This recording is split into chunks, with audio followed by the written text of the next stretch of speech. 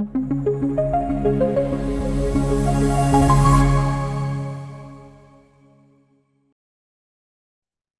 muy buenas noches compañeros, bienvenidos y agradecidos de verdad por la oportunidad que nos brinda a nosotros la corporación en crear estos espacios formativos que nos van nutriendo cada día más.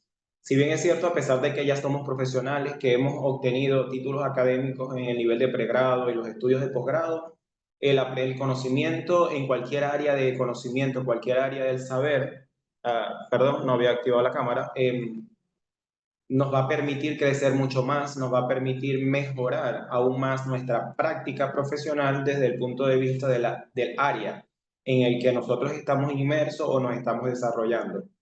Bueno, de verdad que bastante agradecido, veo la diversidad de países, por lo tanto de culturas en las que hoy nos converge este encuentro en este espacio digital. Como es cierto, cada vez que iniciamos una actividad formativa en nuestras aulas, nuestros espacios de aprendizaje, es muy importante conocer nuestra audiencia, nuestro público, para de allí saber de qué manera poder manejar la actividad o para conocer las características o particularidades de cada uno de ustedes. Ya al menos ya sé, ya he observado por lo que ustedes han escrito la diversidad de países que nos encontramos hoy en día, pero me gustaría saber cuál es el área de pregrado, es decir, su área de conocimiento en formación en el pregrado y quienes ya tienen un título de posgrado. Yo los voy leyendo en este momento en el que ustedes van escribiendo. Es decir, qué título de pregrado tengo y si ya tengo estudios de posgrado, para más o menos idearme o tener una idea de cuáles son los conocimientos que se poseen en el área docente y en el área de investigación, que son las dos áreas de conocimiento que nos competen hoy día. Bueno, ingeniero civil, magíster, licenciado en educación, así como aquellos que también responden que tienen un título de posgrado, es muy importante exponer el título de pregrado. ¿Ok? Mientras usted va escribiendo, voy leyendo de manera simultánea. ¿Por qué es importante? Porque fíjense que dentro del campo de la educación existe el docente en ejercicio y el docente en profesión. ¿Cuál es la diferencia entre el docente en ejercicio y el docente en profesión?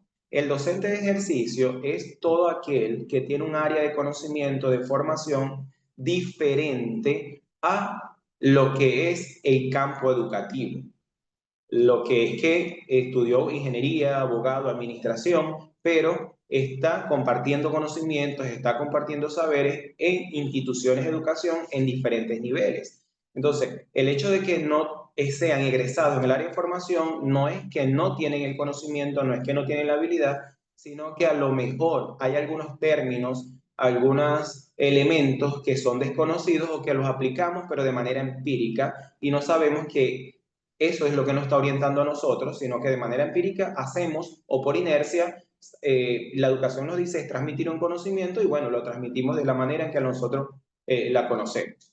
Pero el docente de profesión es aquel que ha egresado en la universidad, en pregrado, en el área de educación, indistintamente el área de conocimiento educativo en la cual se formó, bien sea literatura, bien sea inglés, bien sea preescolar, integral, sociales, biología y química, indicial, cualquier área como tal.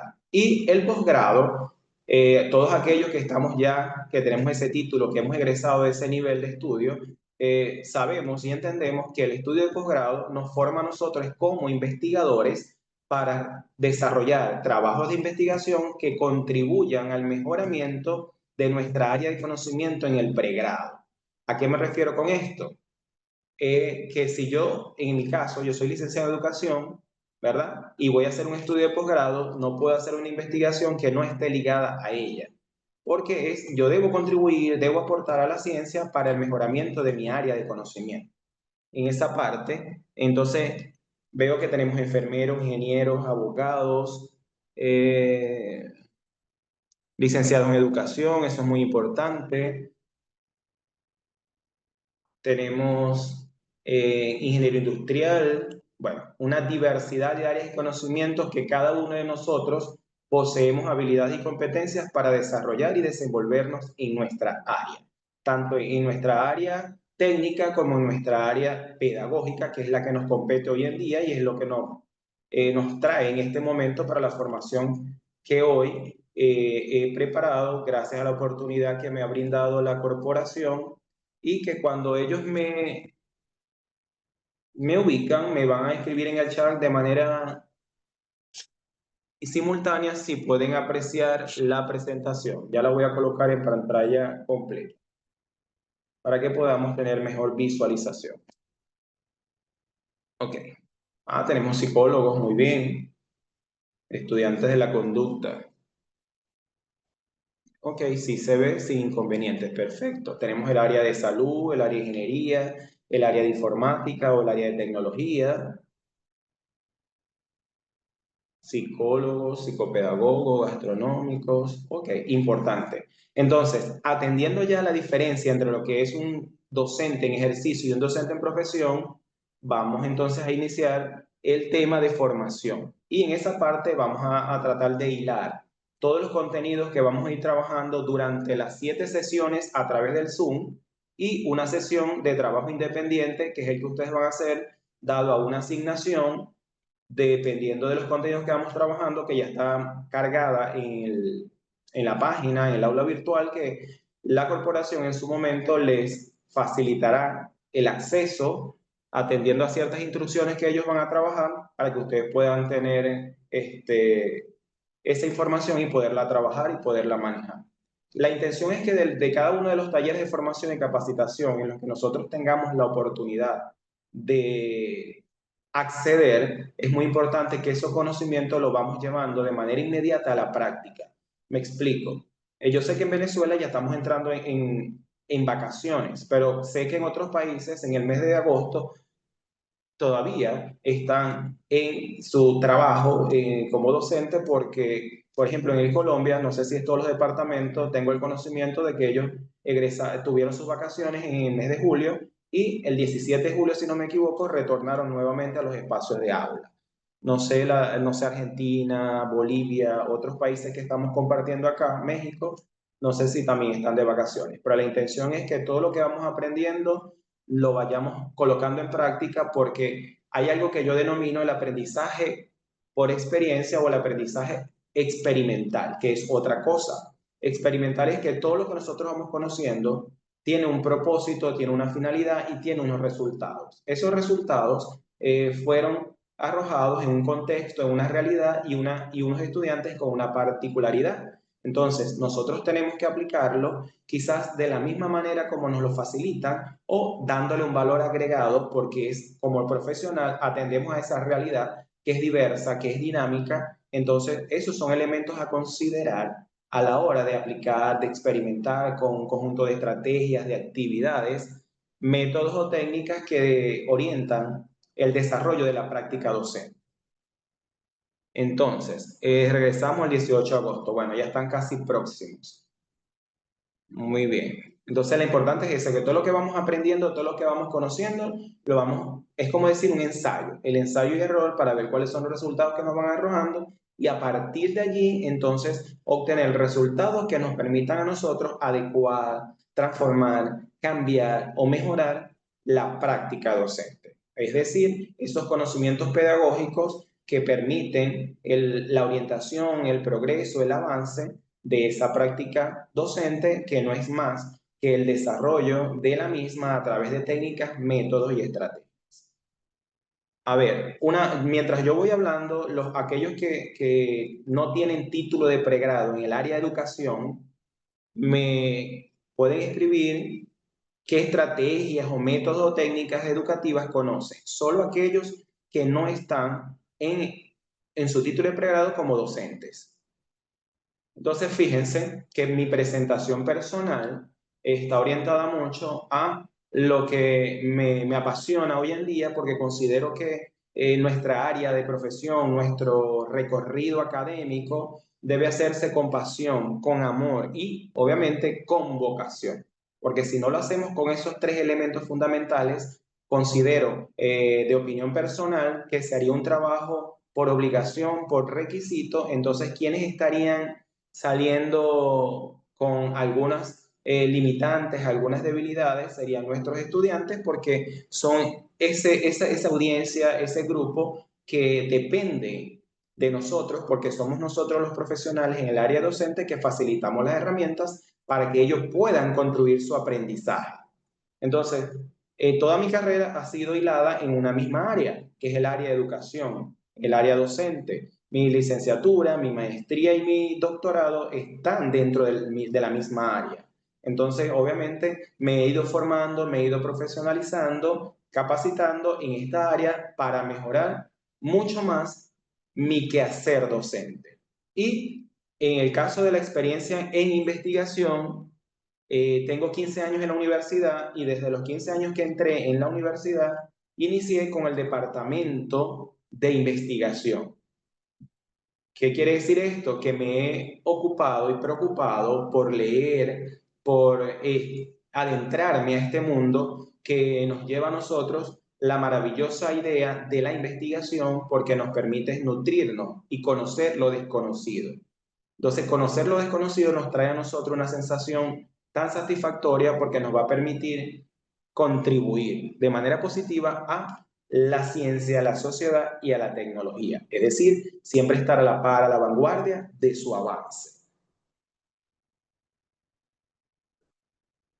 Ok, fíjate, Donatella, pero es muy importante porque todo aquel que ejerce el rol de formador, de formadores, debe conocer, al menos básicamente en tu caso, por simplemente orientar, capacitar a empleados de una empresa, debes utilizar técnicas y estrategias para que ese conocimiento que tú estás facilitando, que tú estás mediando con ese público, sea de fácil acceso y de una comprensión significativa para que ellos lo puedan poner en práctica.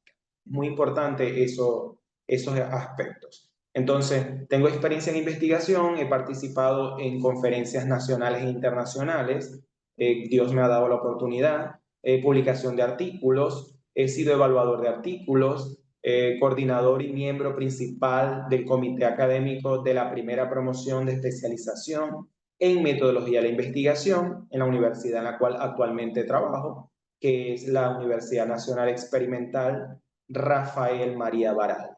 Y es donde he tenido la oportunidad de desarrollarme. Okay. Entonces, fíjense que cuando la corporación me hace la invitación, me comenta de que si puedo orientar una formación o una capacitación en base a lo que es docencia universitaria con énfasis en investigación y metodología, y en este caso lo reseño como investigación cualitativa porque fue el primer foco que le di, pero en el curso anterior, por cuestiones de solicitudes de ellos mismos, integré, a medida que iba desarrollando cada una de las sesiones, integré de una vez la investigación cuantitativa, haciendo estudios comparativos que nos permitan a nosotros establecer la relevancia, la importancia o quizás las ventajas o desventajas que tiene el que hacer un tipo de investigación y el otro tipo de investigación. Entonces, considero, y así es bien es cierto, que los títulos de investigación, no por no parecerse a los demás, sino porque todo de primer momento debe generar un impacto visual.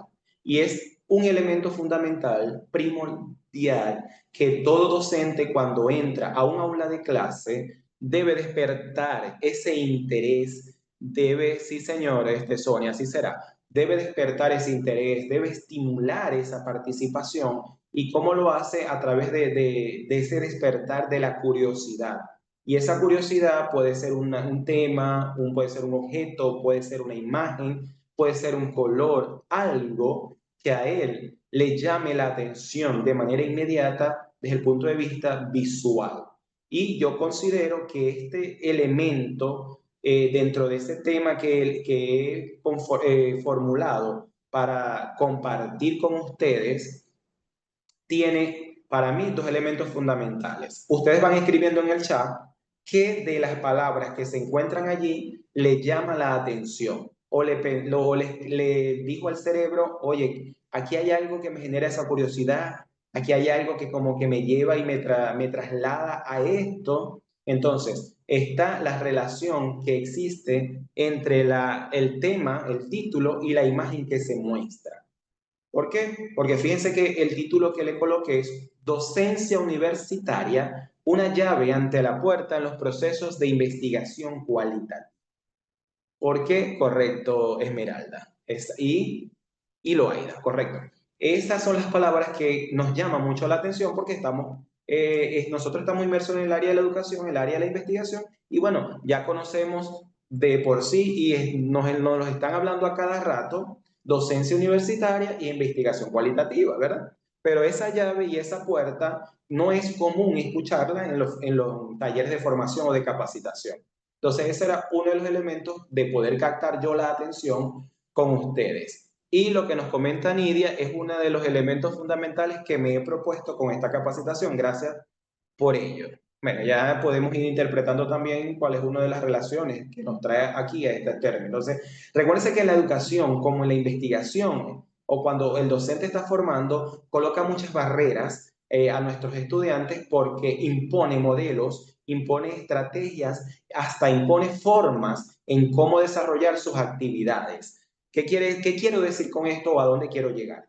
Que si a nosotros le decimos a un estudiante que nos haga un trabajo y que este trabajo esté orientado desde su experiencia, desde su vivencia, desde lo que él considera que puede mejorar esta situación, entonces cuando vamos a la revisión de esa actividad, de ese trabajo, de esa producción intelectual científica, muchas veces colocamos o evaluamos y calificamos, que son dos términos diferentes, ahorita los vamos a diferenciar de igual manera. Cuando trabajamos en esa situación de evaluación y de calificación, tendemos mucho a colocar una nota quizás no tan objetiva porque el estudiante no respondió a algunas ideas que yo como docente, como profesional del área, consideré necesario que se abordara, pero ya va. Si tú le estás diciendo a tu estudiante que elabore un ensayo, una investigación y que plasme, escriba, exponga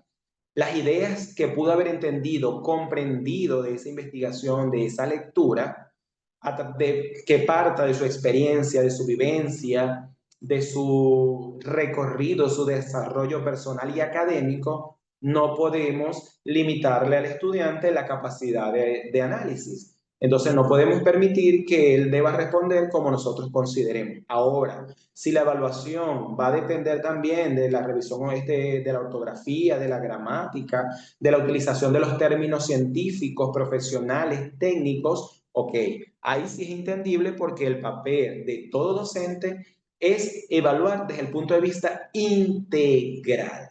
¿A qué me refiero esto? Que por el hecho de que seamos ingenieros y que estemos dando matemática o que estemos dando metodología de la investigación, el abogado, el enfermero, no quiere decir que nos vamos a buscar a revisar, perdón, la ortografía también, la escritura, o sea, todo eso son elementos que van a sumar o van a restar en el proceso de evaluación de nuestros aprendizajes.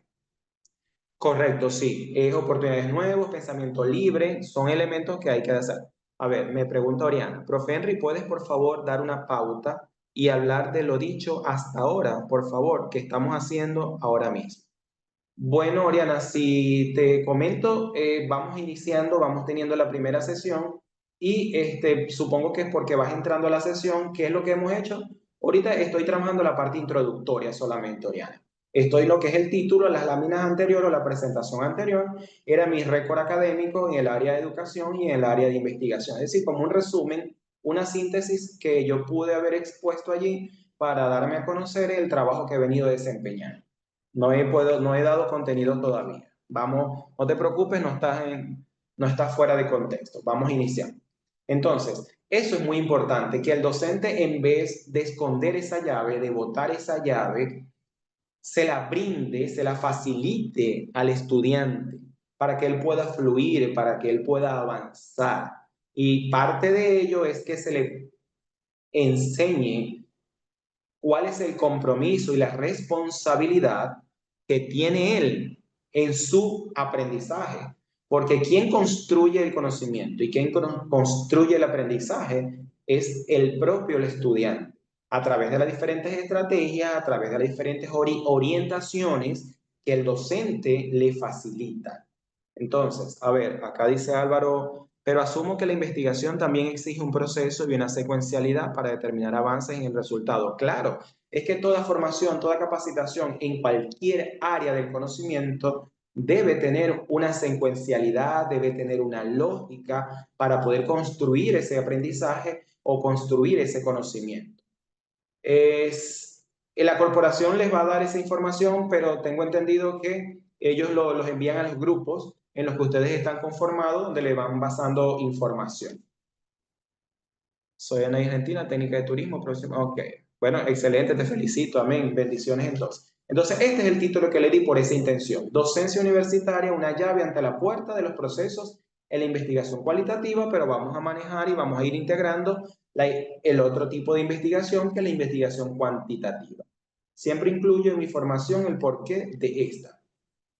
Sharon, te tomo esa frase, esa oración que tú has escrito en el chat, porque eso es importante. El estudiante debe conocer, debe comprender para qué le va a servir todo ese conocimiento, todo ese aprendizaje que él va a venir desarrollando.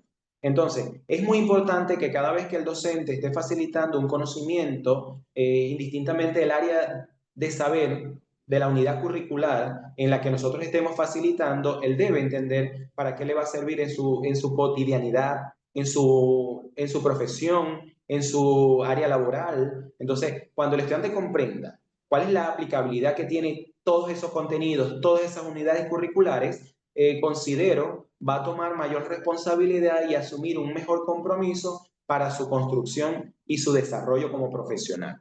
Sonia me dice, tener una guía para poder abrir el conocimiento en los procesos de investigación. O más adelante te voy a hablar un poco de la guía que tú expones, porque a veces las guías son construidas desde la perspectiva de la experiencia y del modelo donde el docente se siente cómodo o el modelo que él aprendió. Entonces, muchas veces estamos limitando a que el estudiante pueda tener la capacidad de seleccionar la ruta, la vía de investigación que a bien se adapte al tema de investigación que él quiera o la naturaleza que tenga él. Entonces dice, reitero la relevancia de articular y más hoy en día la investigación cualitativa y lo cuantitativo. Claro, es que por eso es que ha nacido el enfoque mixto que, con el paradigma de la complementariedad, que más adelante lo hablamos, de Hernández Fernández y Batista.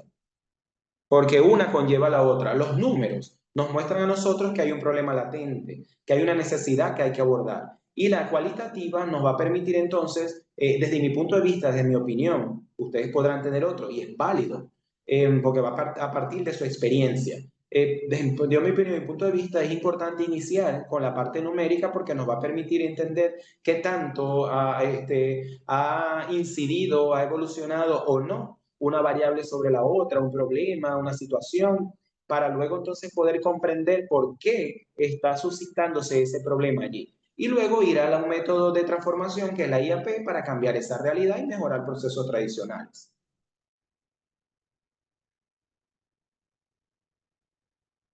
Entonces, para avanzar, tenemos que la presentación del diplomado como, vamos a decir, como objetivo, como propósito que he propuesto en este diplomado con ustedes como grupo de formación, es brindarles elementos conceptuales y procedimentales para la comprensión de los procesos de investigación. Es decir, yo les voy dando teoría, las vamos explicando, las vamos comprendiendo, pero a su vez va a haber ciertas láminas o ciertos apartados que les voy a ir mostrando algunas estrategias que me han dado buenos resultados y que considero sumamente importantes para desarrollar la investigación y el pensamiento crítico, creativo, la reflexión y el análisis, entre otros procesos cognitivos que como docente hemos conocido. Por tanto, es algo idóneo que yo siempre digo, la investigación no debe estar separada o desligada de los centros de investigación, porque todo proyecto de investigación de nuestros estudiantes deben estar inscritos, deben estar inmersos en esas líneas. No es que hagamos un proyecto y se le cumpla un requisito donde el estudiante de pregrado, me explico, en el pregrado, hizo su investigación, la difundió o hizo socializaciones de experiencia, de saberes, no sé, de la jornada, la forma, la manera en que la universidad la desarrolla, en la que ustedes se encuentran trabajando, laborando, y ya, se engaveten, ya se perdió. No, señores, es muy importante que el docente de metodología de la investigación, si los centros de investigación no acompañan esa formación como asesores, como quizás como tutores segundos, vamos a decirlo así, a esos procesos de construcción, creo que estaríamos desvinculados de las políticas y los lineamientos de investigación que la universidad ha conformado. Entonces, si el centro o los centros de investigación no van a ese proceso, vamos nosotros, los profesores, a invitarlos a ellos a que también formen parte de esa enseñanza con nuestros estudiantes, a través de los puntos de vista de los lineamientos quizás técnicos administrativos, para conocer qué es una línea, qué es un centro, cómo se conforma un centro, cómo se conforma una línea, cómo inscribir un proyecto en una línea. O sea, esos elementos son sumamente importantes que el estudiante también los pueda adquirir, los pueda conocer y los pueda saber, porque de allí es donde él va a entender la finalidad de hacer un trabajo de investigación, que no es un requisito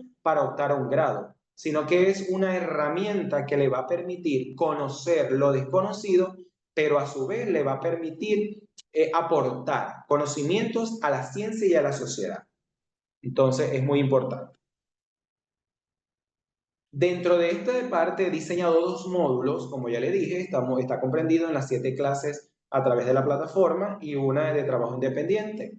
El módulo 1, si voy a descomponer el tema, el título que ya no pudimos observar al principio, entonces el módulo 1 tiene docencia universitaria, concepción epistemológica de la formación de formadores. ¿A qué me refiero con esta terminología de concepción epistemológica en la formación de formadores? Si bien es cierto, todo aquel que ejerce la profesión docente debe conocer, debe entender, debe comprender las diferentes formas o maneras de cómo se genera el conocimiento, cómo éste se construye, cómo se concibe un aprendizaje y cómo se concibe la enseñanza, para poder entonces saber cuáles son las estrategias, los métodos, las técnicas que va a planificar para desarrollar nuestros aprendizajes.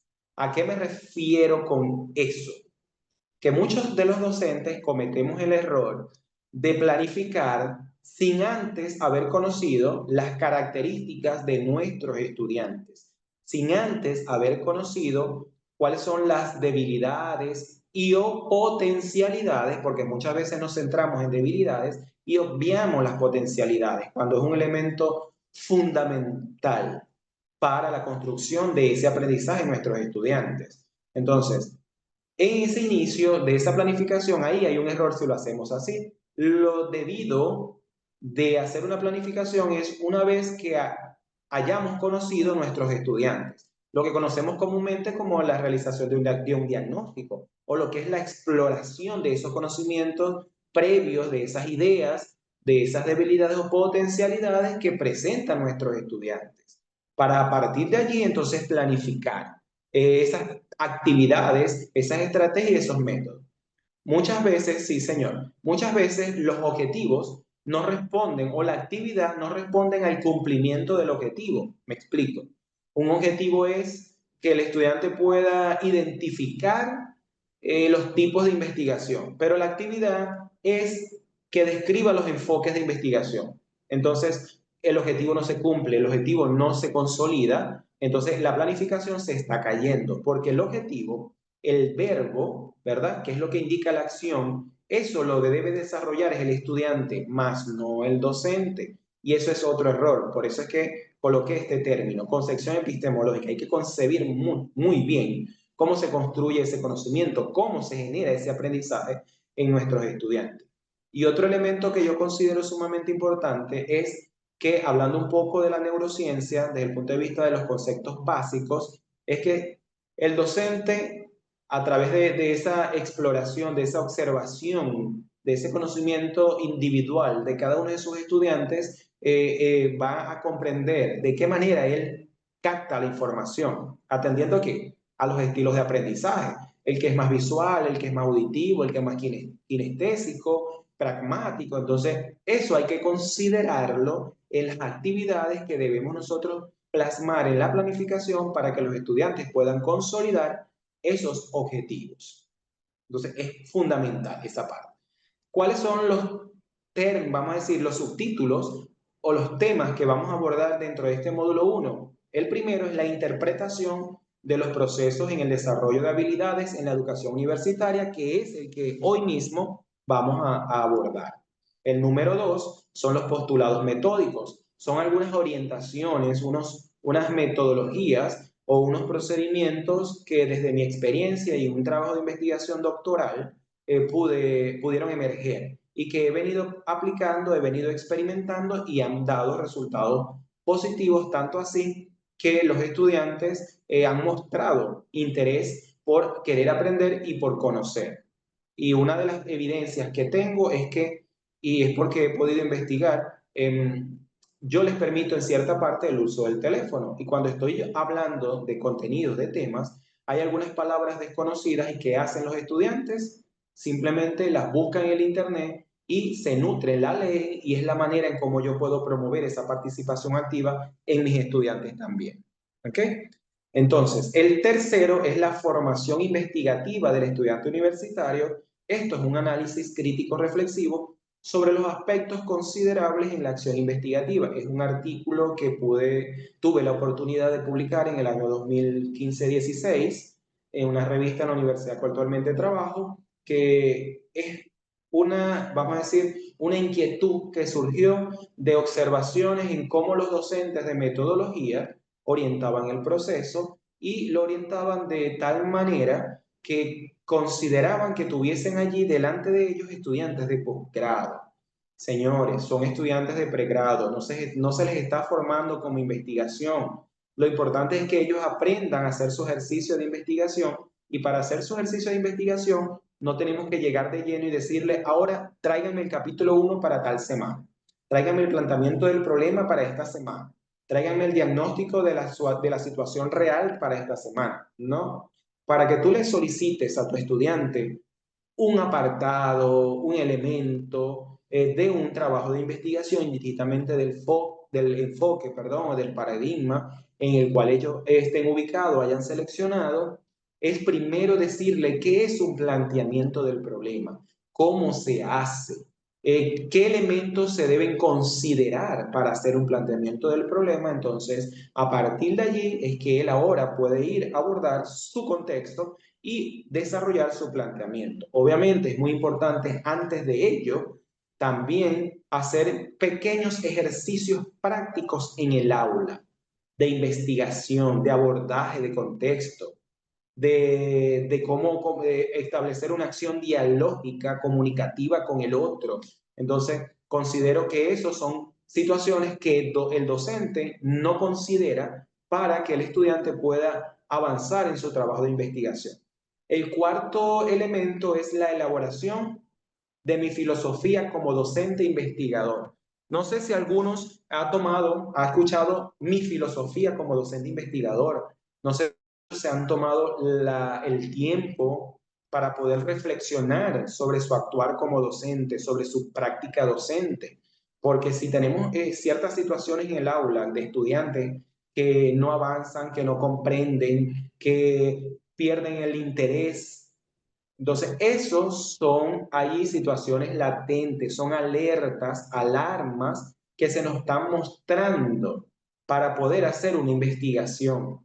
Porque no solamente hace investigación el docente que estudia posgrado, no solamente hace investigación el docente que facilita la unidad curricular de metodología. Señores, son todos los docentes, todos los profesionales que hacen investigación. Entonces, yo estudio posgrado en una universidad, hago el posgrado en esa universidad, pero cuando voy a desarrollar, a seleccionar, muchas veces ocurre esto. Mi contexto de estudio es otro contexto diferente al donde yo estoy trabajando.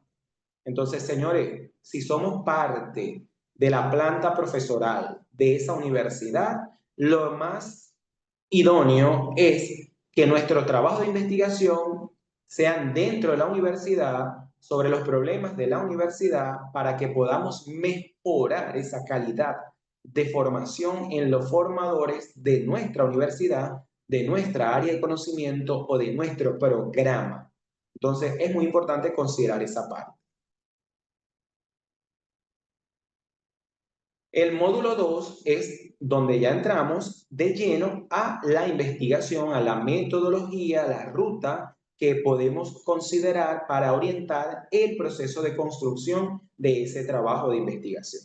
Entonces, una llave ante la puerta, hay un error, me disculpan, de los procesos en la investigación cualitativa, pero también vamos a ir de una vez integrando la cuantitativa. ¿Cuál va a ser el primer contenido a desarrollar dentro de este módulo 2? Fundamentos y mentalidad cualitativa, principios filosóficos. Ya ustedes saben más o menos por allí la parte ontológica, epistemológica de cada uno de ellos. El contenido número 2, explorando el terreno. Métodos de recolección de datos cualitativos, obviamente del dato cuantitativo, porque es muy importante conocer estos métodos, tanto técnicas como instrumentos, porque muchas veces he tenido la oportunidad de leer investigaciones cualitativas que la técnica es la encuesta, y la encuesta es una técnica que a bien quienes han escrito libros científicamente es una técnica de datos de investigaciones, perdón, cuantitativas. Y las cualitativas tienen por su naturaleza de intervenir en el proceso de investigación es totalmente diferente. El punto número 3 o el contenido número 3 de este módulo 2 es docentes investigadores integrando y proyectando. Es decir, qué tan orientadores somos, qué tan incentivadores, estimuladores de ese conocimiento, de ese proceso de construcción somos. Entonces, todo ello va a depender mucho del tipo de docente que consideremos que somos y que este debe, primero, para decir qué tipo de docente soy, es muy importante también hacer como un proceso de retrospección y ver cómo desarrollo yo mi clase, cómo hago yo, cómo llevo a cabo mi práctica. Y eso es lo que va a definir nuestro tipo docente. Y por último, la construcción, rutas del pensamiento cualitativo. Es que vamos a trabajar cualitativo, cualitativo y mixto. Eso no se preocupen, eso va a estar allí. Sí, también va a depender mucho del contexto, de la naturaleza de la investigación y el objeto de estudio que bien tengamos. No sé si muchos de ustedes han escuchado la plataforma Mentimeter. Déjenme minimizar un poco. Esta Mentimeter es una herramienta que permite que el estudiante, bueno, al docente evaluar y al estudiante le permite poder establecer relaciones, análisis, entre otros. Ahí les estoy enviando el chat, ¿verdad? Para que ustedes puedan accesar, quien pueda desde su teléfono, desde su PC, desde su laptop, para responder a la siguiente pregunta. Según su experiencia, ¿cómo se fomenta la investigación en estudios universitarios? ¿Cómo se fomenta la investigación en estudios universitarios? Solamente ustedes van a responder ante una sola pregunta porque es como decir la norma, la regla que se configuró en la página o esta aplicación que nos permite poder construir una nube de palabras. Creo que está arrojando error. No sé si es a mí o es a todos. El enlace no me permite ir a la página principal. Pues alguien que me escriba si ustedes lo sacó. Bueno, creo que estamos en vivo y, bueno, gracias Marta. Creo que son nuestras computadoras o quizás nuestro internet. Porque si a alguien le está funcionando, bueno, no me quiere de verdad dejar accesar. No, creo que hay un error acá con el enlace que me está copiando otra cosa. Ya se los voy a mostrar también. Déjenme accesar. Ahora sí. Vamos a esperar que termine de cargar. Y prácticamente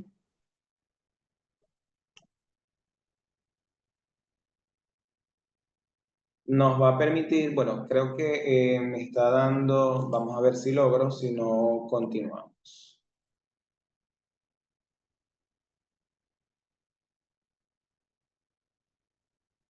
Entonces, Mentimeter es una herramienta que nos va a permitir a nosotros configurar cualquier diseño, cualquier estructura de investigación gráfica, visual, ¿ok?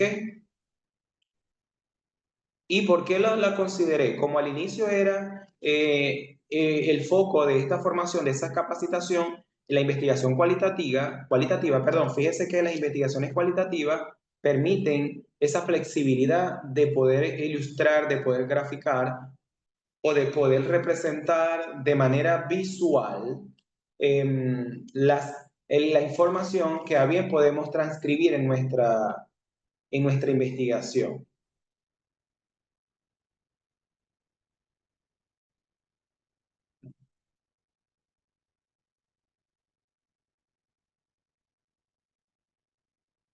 Ya está cargando.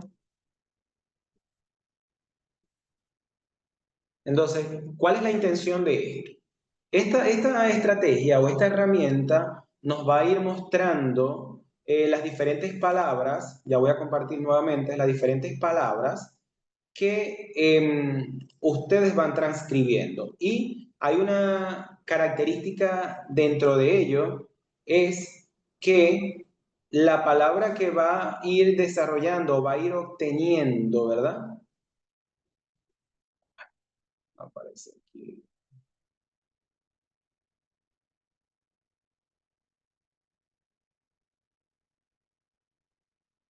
Ya va.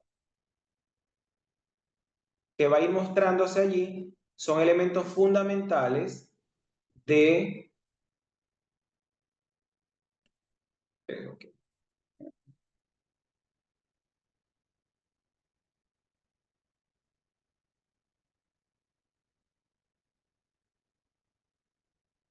Bueno, tengo una cuestión técnica acá que no me deja mostrar la página, pero así como lo estamos viendo en la presentación, es lo que se le va a ir conformando a ustedes, ¿verdad? Mostrando las palabras. Y fíjense que hay una diferencia, una característica de que esas palabras que están allí, la que tiene mayor, la que mayor resalta, que está más amplia, tiene mayor altitud, mayor visualización a la persona, es porque es la palabra que más se dio como respuesta a la interpretación, perdón, al resultado o la aplicación de esa pregunta. Entonces, esto es una herramienta que, si bien es cierto, ustedes la pueden aplicar con sus estudiantes para conocer cuál es su saber en algún término, alguna teoría, algún tema que se vaya a desarrollar. Por otro lado, también eso nos va a permitir a nosotros poder enlazar esas ideas que tienen ellos y representar gráficamente una información. Si no tenemos el acceso a la tecnología, a las herramientas tecnológicas, lo podemos hacer de una manera gráfica también, pero a través del uso de un papel, un papelógrafo, por ejemplo. Creo que se me cayó la cédula, donde los estudiantes pueden escribir, ir escribiendo su palabra con un color cualquiera, el que ellos consideren más pertinente, y la van pegando y van armando esa nube de palabras. Pregunta, ¿se aplicará alguna IA como complemento adicional? En el caso de mi formación, no comparto mucho el trabajo de la IA, no es que no estoy de acuerdo con ella, sino que lo comparto mucho porque a mi pensar limita mucho la capacidad de pensamiento y creatividad propia de la inteligencia humana. No quiere decir que no la puedo utilizar, pero no la implemento como tal porque no es una herramienta que aún le doy mucho favor. Si estarán grabadas, se las irán a facilitar. El Atlas T es el software que permite hacer los análisis de datos cualitativos, pero esta herramienta es de aprendizaje, de evaluación, de saberes, de construcción de aprendizaje, entre otras cosas, más no es una herramienta para el desarrollo de gráficos de análisis de resultados de investigaciones cualitativas. Aclaro esa parte. Muy bien, entonces ahora vamos a entrar al tema que nos compete el día de hoy, que es el contenido, el tema número 1 del módulo número 1. ¿Ok? Entonces, concepción epistemológica de la formación de formadores, interpretación de los procesos en el desarrollo de habilidades en la educación universitaria. Inicié desde el punto de vista cuando estaba haciendo un recorrido introductorio de los contenidos que refieren cada módulo, de la práctica docente, del quehacer docente, del conjunto de estrategias, métodos y técnicas que todo docente debe conocer, debe aplicar, debe implementar para poder dinamizar la clase, para promover la interacción el intercambio de ideas, la participación de nuestros estudiantes para facilitar de esta manera la comprensión de esos contenidos. Entonces es muy importante que tanto los que somos docentes de profesión y los que son docentes en ejercicio, conozcamos cuál es la orientación de nuestra práctica profesional, cuál es la guía, esos métodos, esas corrientes pedagógicas educativas que permiten dirigir las formas y la manera en cómo nosotros desarrollamos nuestras clases. Entonces, es muy importante esas teorías de aprendizaje porque nos aportan a nosotros la elección, la construcción de esas estrategias propias para esa construcción del conocimiento. Entonces, inicialmente la formación, la educación estaba dada, estaba orientada por la teoría del conductismo, que aquí tiene como decirlo el creador, el padre de ellas. Son muchos autores que han venido reseñando cada una de las teorías, pero bueno, vamos a manejar el principal de ellos o de ellas. El primero, como les comenté, es el conductismo. El conductismo es una teoría educativa que se permitía mucho más, era formar disciplina para el control de nuestros estudiantes. Entonces, es una teoría que se basaba en, vamos a decir, en el castigo y la respuesta propia de que muchas veces, no sé si a ustedes les ha pasado con sus estudiantes, más que todo en primaria, bachillerato, o los padres que tienen hijos en edad escolar, muchas veces para que hiciera algo, se le decía que se le iba a dar un premio, algo material, o se le iba a comprar, o se lo iba a llevar al parque, o le iba a comprar algún dulce, o un teléfono, una tablet, bueno, cualquier cosa que se nos pudiera ocurrir en ese momento, porque era la forma en cómo nosotros podíamos concebir que él podía hacer actividad, en que él podía estudiar. Y eso es una manera que podemos mal acostumbrar al estudiante, sí. Bueno, pero muchas veces el refuerzo negativo considero que es el que más se manejaba y ahorita explico por qué. Entonces, en esa parte de esa concepción de cómo se construye el aprendizaje, en el conductismo eran estudiantes que eran en cierta parte, y no por denigrar o por hablar mal, eran como decir unos fotocopiadores. ¿Qué hacían las fotocopiadoras? Reproducían información mas no producían, mas no tenían un libre albedrío para poder opinar, para poder tener un pensamiento crítico, para poder ser creativo. Eso era olvidado, era obviado en ese momento educativo, en ese momento sociohistórico de la educación, donde la teoría conductista era la que fungía allí como corriente de ese proceso de enseñanza y aprendizaje. Entonces, luego vamos con el cognoscitivismo o el cognitivismo, que es la teoría que permite desarrollar esos procesos mentales, la interpretación, la comprensión y el análisis del estudiante. Y todo ello nos va a permitir entonces orientar estrategias que permitan desarrollar ese proceso cognitivo en nuestros estudiantes. De allí pasamos entonces al constructivismo, que es una de las teorías que comúnmente cuando le preguntamos a los docentes es la que le dicen que utilizan. Pero cuando vamos a la parte práctica, porque una cosa es el saber y otra cosa es el hacer, estamos haciendo como un estudio comparativo entre lo que él nos ha comentado, lo que nos ha enunciado o expuesto desde su práctica, desde su quehacer, y cuando vamos entonces a, a cumplir el rol de observadores, para tratar de comparar esa información, vemos que no hay relación alguna o que por ahí se asemeja a algo, pero todavía no llegamos a ser completamente docentes constructivos o constructivistas. Y por último está la pedagogía crítica. ¿Alguien me escucha? Porque hay una compañera que no me escucha. Es para verificar si soy yo o es el audio de la compañera. Alguien, por favor, que me... Ok. Amiga, soy Soher, no sé si verificas si tienes audífonos, si está bien conectado, si tienes el volumen completo en tu teléfono, porque la mayoría de los compañeros sí me escuchan. Hay que ver eso. Quizás también puedas salir y volver a entrar para que se te pueda activar sin inconveniente. A tu orden, soy. Bueno, creo que ya me escuchó. Y por último tenemos la pedagogía crítica, que es en Venezuela, es una de las corrientes o las teorías que está como eje transversal que impregna el currículo actual de la educación primaria y la educación secundaria, y que hay universidades que han transformado su currículo y también han orientado a este tipo de corriente para fundamentar, ¿ok?, su educación. Entonces, ¿qué quiere decir esto? Si yo le pregunto a ustedes aquí, siendo de manera objetiva, siendo sinceros y honestos, ¿qué tipo de docentes, según la práctica que ustedes vienen desarrollando, se ubican en estas cuatro corrientes que están acá? ¿Dónde se ubican de manera honesta, sincera? Aquí no venimos a buscar a nadie. Se ubican en esa corriente. ¿Dónde se ubican? Yo voy leyendo y vamos a ir avanzando. Constructivismo. Mixto. Bueno, yo te voy a responder algo por allí, Rick. Me imagino que no sé qué nombre exactamente, Rick. ¿Por qué mixto? Mientras todos van respondiendo, conductivista, conductismo. Bueno, conductismo dice que es más el efectivo Luis Solano. Me imagino qué comportamiento tendrán esos estudiantes que Luis no los afirma tanto así. Fíjense que la sociedad, la tecnología, la ciencia ha avanzado tanto que también la forma de aprendizaje hoy en día en nuestros estudiantes ha evolucionado. Y si ha evolucionado, no debemos ser netamente puros en una teoría.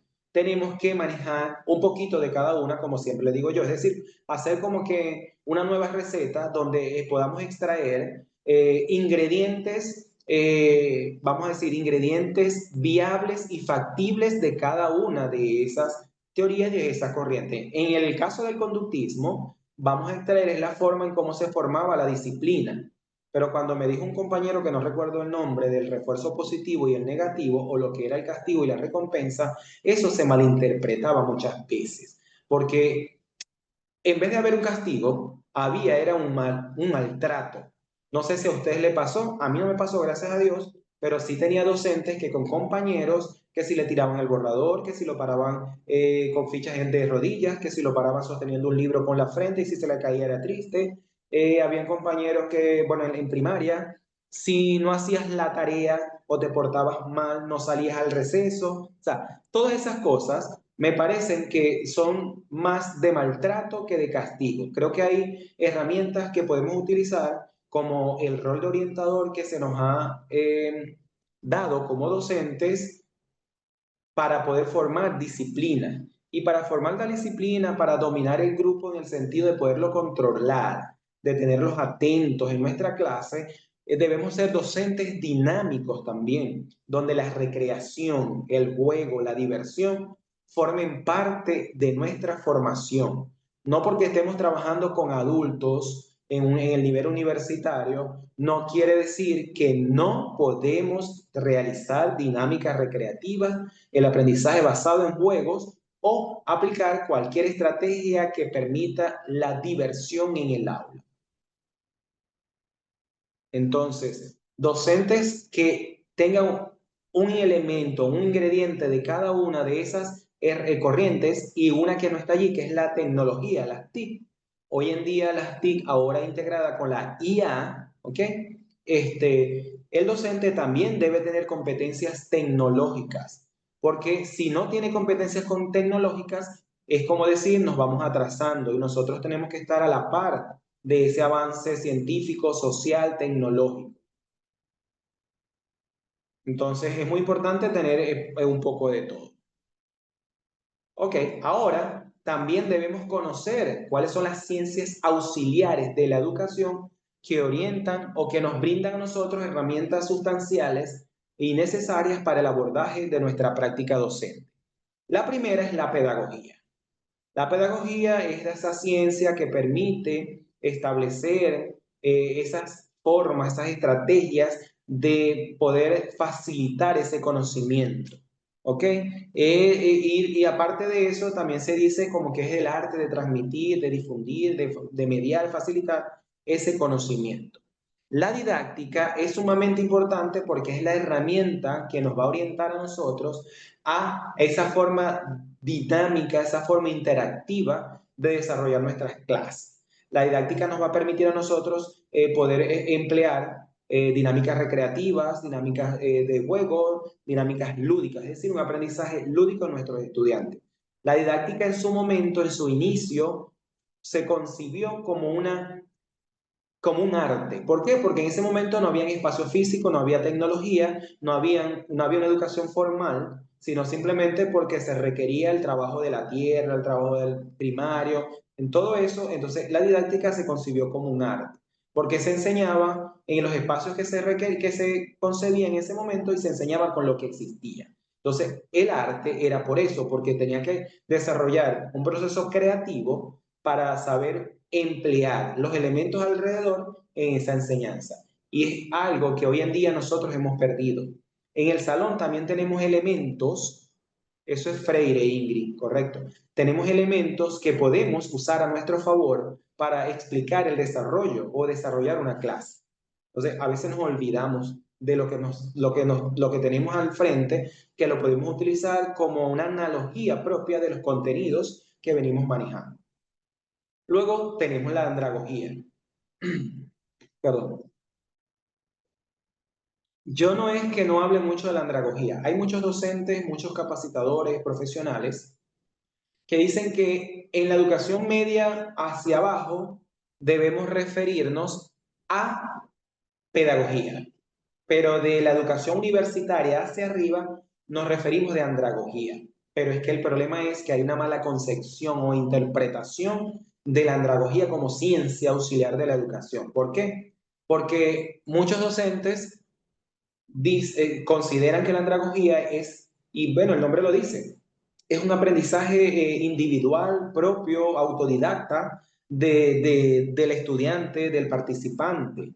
Pero el docente se está descuidando allí en esa parte, está descuidando ese proceso de acompañamiento, de asesoría, de guía, de orientación al docente, al estudiante, perdón. Entonces, no es darle la libertad como libertinaje al estudiante a que investigue, construya solo. Debe estar el papel del docente guiando, orientando, asesorando, acompañando ese proceso de investigación para evitar al final un resultado malo.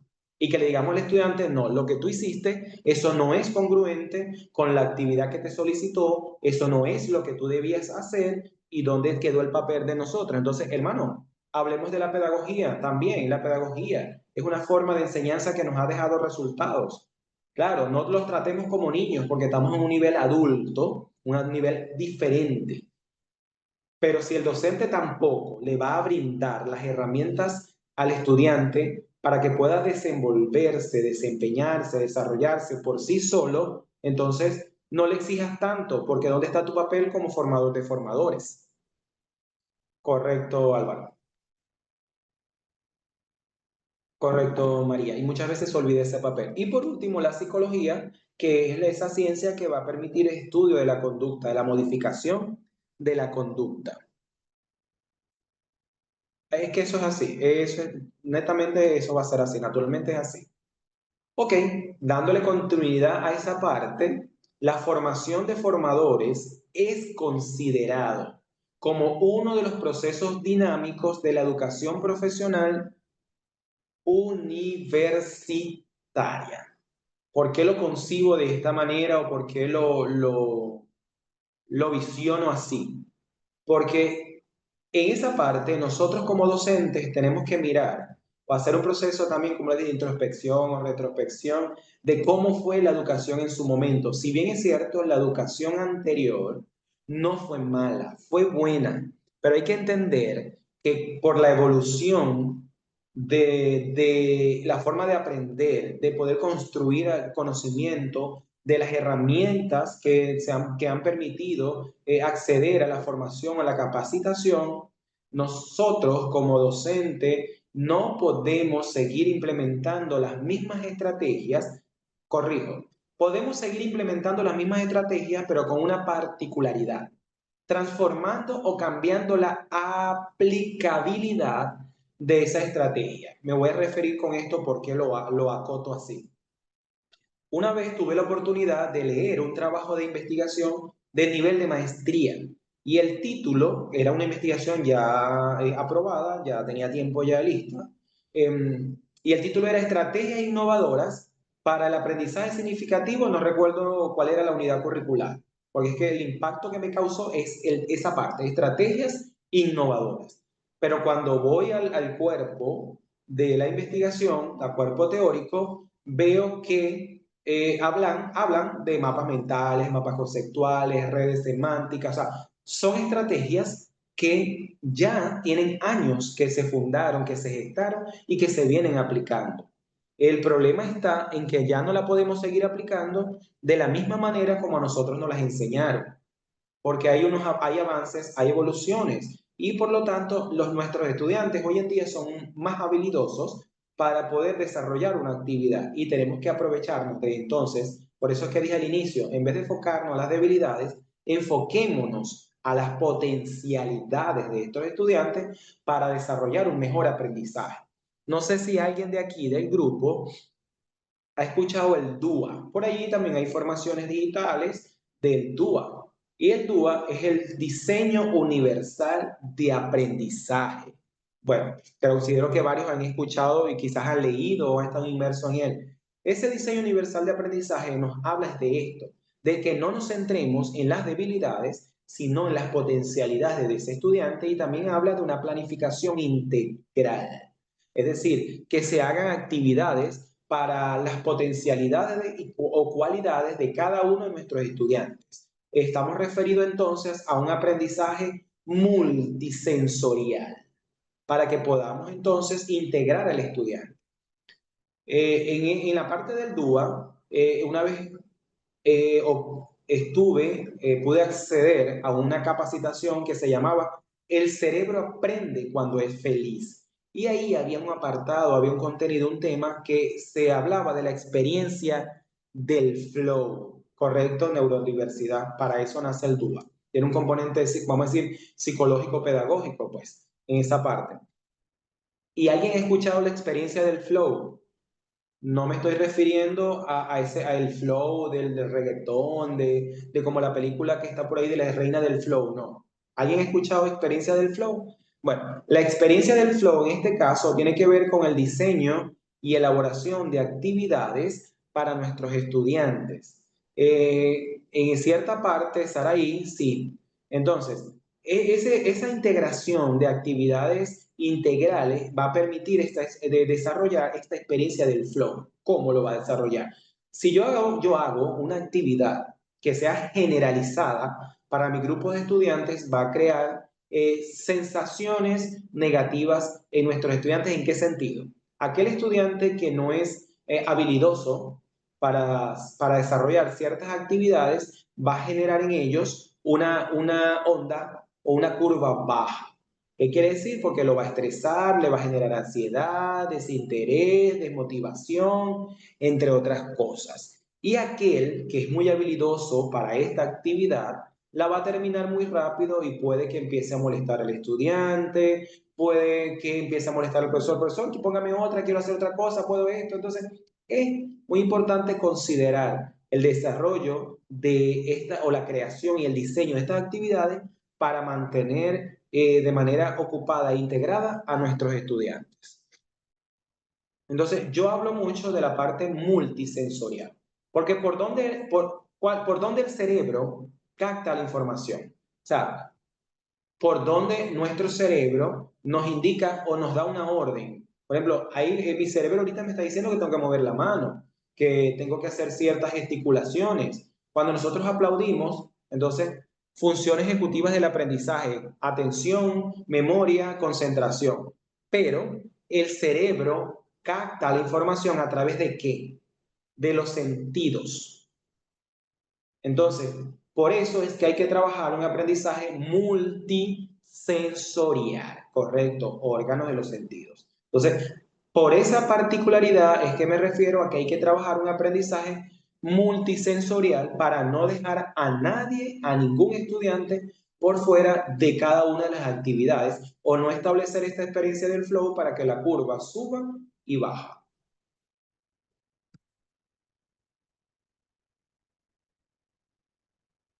El DUA es el diseño universal de aprendizaje y hablo del aprendizaje multisensorial. Se basa en la parte de proyectos, correcto. Y a los estilos de aprendizaje por ese multisensorial. Continuando, entonces, esta parte de ese proceso dinámico, de esa formación de formadores, por las particulares de hoy en día, es muy importante que se reflexione sobre la actuación del docente en concordancia con los aprendizajes obtenidos por los estudiantes. ¿Cuántos de ustedes, cada clase, cada semestre, cada trimestre, se han puesto a reflexionar para ver por qué obtuvieron este resultado en los estudiantes? Es decir, por qué se le aplazaron 5 estudiantes, por qué se le aplazaron 25 de 30, por ejemplo. ¿Quién se ha puesto a reflexionar? Quizás porque a lo mejor el estudiante tiene problemas de aprendizaje, tiene algunas necesidades educativas y no las hemos podido observar, detectar para poder saber qué estrategias implementar. O quizás la formulación de los objetivos no son las más idóneas a los intereses, necesidades y potencialidades de nuestros estudiantes, o quizás estamos utilizando un método de evaluación que no responde a las exigencias de la actividad, o quizás que la actividad no es consona con el objetivo de aprendizaje. Entonces, eso es muy importante que nosotros nos los hagamos en cada semestre o en cada clase, porque al final de la clase hay una situación que más adelante lo voy a hablar, pero al final de la clase es el, como decir, el elemento detonante para nosotros poder conocer cuál fue el aprendizaje que se pudo haber obtenido en nuestros estudiantes, hasta dónde pudo haber llegado la información, qué tanto pudimos haber avanzado con nuestra planificación. Entonces, eso es muy importante. Sí, yo no me quejo, no me quejo. De verdad que la participación activa de esta audiencia, de este grupo que tengo, al igual que el anterior, de verdad que me emocionaba mucho más y me permitía entusiasmarme aún más para la explicación de los contenidos, de la forma de manejar y de trabajar la clase, porque eso hace que las clases sean más dinámicas, hace que el docente se incentive, se estimule, se motive mucho más a continuar y a dar más y más de lo que había pensado. Entonces, cuando hagamos la reflexión de todo eso, estudiando las estrategias, esa reflexión va a ser a partir de qué, o sea, cuáles son los criterios que vamos a considerar, cuáles son los elementos que vamos a considerar para esa reflexión, para esa autoevaluación. Es las estrategias, los métodos y técnicas que hemos venido empleando, ¿verdad? Para el enseñar a pensar, desde el aprender a hacer y aprender a aprender. Entonces, eso hay que considerar. Es decir, cómo nosotros estamos desarrollando nuestra clase. Estamos trabajando con los 3 fundamentos, los 3 momentos fundamentales de una clase. Estamos desarrollando estrategias consonas a lo que nos establece a nosotros lo que debemos hacer en un inicio, un desarrollo y un cierre. O sea, es fundamental siempre enfocarnos en eso para entender por qué el estudiante no está comprendiendo o qué falta allí en esa planificación para que ese proceso de comunicación tenga efectividad y sea significativo. Porque recuérdense que la educación es de por sí un proceso comunicativo. Hay una acción dialógica entre el docente y los estudiantes. ¿Qué quiere decir esto? Que no debemos permitirnos nosotros mismos seguir en una orientación educativa desde la unidireccionalidad, sino que trabajemos sobre la bidireccionalidad, que nosotros nos convirtamos en cierto momento en ese pensador filosófico griego, Sócrates, ¿verdad? ¿Qué es lo que cuando nos explican a nosotros de manera de conocimiento vulgar, no científico, que nos convirtamos, como decir, en las parteras? ¿Quién era la partera en su momento? Esa señora que hacía a las mujeres embarazadas dar a luz. Entonces, dar a luz es traducido en el concepto de Sócrates y un pensamiento de nuestro libertador Bolívar, es ese conocimiento. ¿Cuál estrategia o cuál técnica utilizaba Sócrates para poder sacar a la luz ese conocimiento, esas ideas a nuestros estudiantes? Era la ignorancia con su método de la mayéutica. Y Sócrates no le importaba dónde lo aplicaba. Eso era en la plaza, en la panadería, por ejemplo, en cualquier lugar donde él estaba, aplicaba esa técnica de yo solo sé que no sé nada. Y por eso es que decía que aplicaba la ignorancia, pero él decía yo solo sé que no sé nada para ver hasta dónde la persona con quien él estaba podía evocar información y conocimientos. Claro, y fíjate, también muy importante el mito de la caverna. Ese mito de la caverna, hay personas que a veces se limitan a una sola visión, a un solo conocimiento, a una sola idea, porque no ha visto más nada. Entonces, si nosotros le hacemos ver al estudiante que hay diferentes formas y maneras de aprender, el estudiante va a poder entender mucho mejor cómo poder accesar a ese conocimiento. Claro está que hoy en día hay docentes que le enseñan al estudiante un solo método y si el estudiante no sigue ese método, lamentablemente el estudiante sale perjudicado. Entonces, señores, hay que transformar esa realidad donde seguimos trabajando desde una metodología en la cual nosotros fuimos formados. Esa metodología ya no es aplicable desde el punto de vista tal cual como nos las hicieron ver a nosotros. Hay que idearnos nuestras formas, hay que innovar, hay que crear aspectos novedosos que puedan llamar la atención, captar la atención de nuestros estudiantes para que puedan verdaderamente aprender. Y para eso es muy importante trabajar sobre la parte de la relación que existe intrínsecamente entre la teoría y la práctica. Muchos docentes se abocan a vaciar información en el cerebro del estudiante, pero no le enseñan o no le orientan cómo aplicar esos conocimientos aprehendidos con H intercalada en su cotidianidad, en su realidad, o no utilizamos la estrategia de la analogía para ver cómo este contenido tiene relación con tu contexto, con tu realidad, con tu profesión, con tu labor, con tu área laboral. Entonces, eso va a hacer que nuestros estudiantes tengan dificultad en la comprensión de todos los contenidos que le vamos manejando. Entonces, innovar no implica en traer algo nuevo que nosotros decimos no, pero es que innovar debe ser algo que no exista, que nadie lo ha hecho, que nadie lo ha implementado, que nadie lo ha creado. No. Innovar es modificar, cambiar algo para mejorarlo. Eso es innovar. Las partes administrativas técnicas, compañeros, se los dará la corporación, como bien me dijeron, 15 minutos antes tendrán ellos para darle toda la información de costo, de horas, todo eso. Ok, la mayoría de los docentes no se actualizarán por el estancamiento de la educación y por ende del alumno.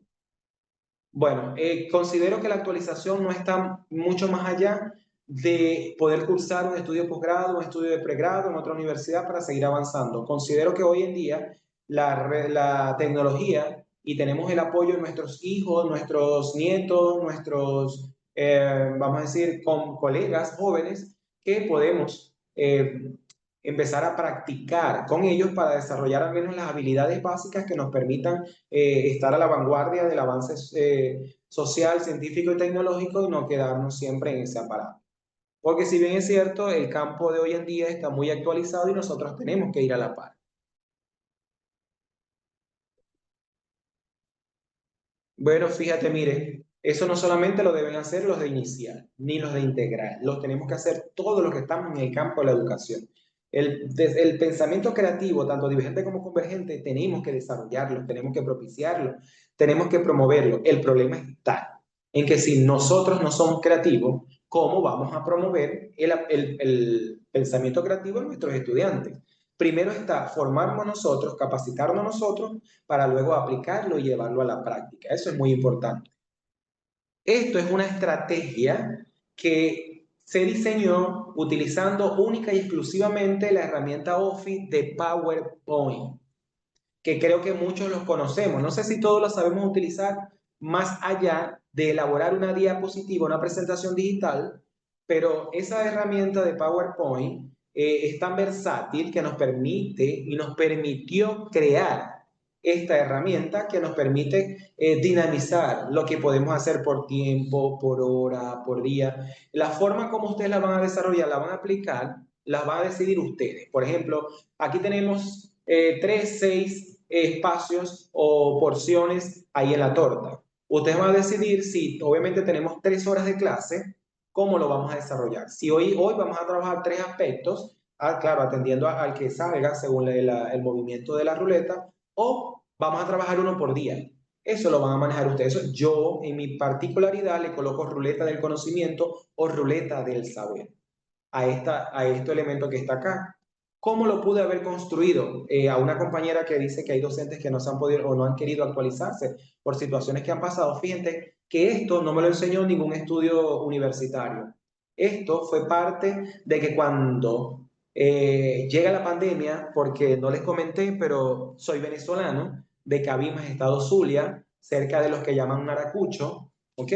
En el 2020 solicité mi año sabático a la universidad y emigré a Colombia porque ya tenía por una estudiante que cursaba el doctorado acá, yo le daba clase, bueno, yo le comenté que quería emigrar y ella me dijo, bueno, profe, yo tengo un colegio donde la coordinadora se va, usted puede ir. La coordinadora no se fue y me tocó ser docente.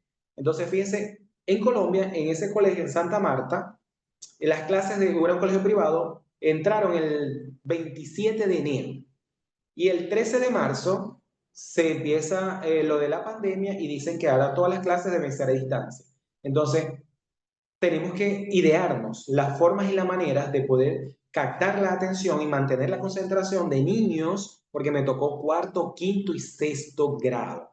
Entonces, imagínense ustedes cómo hacer para que nosotros podamos, si Charo, podamos mantener la atención en nuestros niños, estando uno de esta pantalla y ellos en otra pantalla, donde hay muchos elementos distractores en su casa. Entonces es mucho más fácil de ellos, apagan la cámara, se van y el profesor cree que está dando clase, que lo están escuchando y cuando termina no había nadie por ahí. Entonces, el taller que yo les dije a ustedes fue por parte del Cerebro Aprende Feliz porque yo quería buscar estrategias y herramientas que me permitieran a mí manejar esas funciones ejecutivas del aprendizaje, como me lo comentaron al inicio. Y bueno, no me dio herramientas como esta, pero sí me dio otras herramientas que luego se las puedo hacer, se las puedo hacer de su conocimiento. Pero esto fue una parte autodidacta de tutoriales que están en el YouTube. Y así aprendí. Creé una ruleta, puede ser una ruleta con imágenes, dependiendo del tema que vayan a trabajar, ustedes le van dando esa contextualización y adecuación. Hice un juego de acertijos, un juego de memoria, y en ese acertijo trabajamos una estrategia que se llama el profesor H y los exploradores. ¿Quién es el profesor H? Este servidor que está acá se llama Henry. Entonces, por eso era el profesor H y los exploradores. Mis exploradores eran mis estudiantes. Entonces, trabajamos con pistas, con acertijos que permitieran al estudiante. Mi doctorado es de urbe, Iliana. Entonces, fíjense cómo estaba acá. Fíjense, vamos a trabajarla. A ver. Fíjense, cuando yo le doy al pulsador, la ruleta empieza a moverse. Y cuando trabajamos de manera digital, virtual, cuando la dinámica se nos lo permite, nosotros le podemos decir a un estudiante, a un participante que hemos seleccionado previamente, que decida cuándo vamos a detener la ruleta con la palabra stop, tiempo, cualquier cosa, y le damos nuevamente al botón pulsar. ¿Ok? Y nos salió, asignamos un color a las pistas encontradas. Es decir, que a medida que vamos encontrando una pista, le vamos dando un color que permita relacionarlo con el tema que vamos a trabajar. Y así sucesivamente vamos a ir haciendo el desarrollo de esa dinámica. En otras sesiones van a ver una por una, ¿ok? Entonces esto es más o menos para que vean que son como el diplomado tiene que ver con aportar conocimientos o aspectos teóricos y prácticos, esta es una de las partes que considero y me ha generado muy buenos resultados desde el punto de vista práctico para fomentar la participación, la dinámica, la interacción y por tanto la creatividad, la intuición, la invención y la investigación.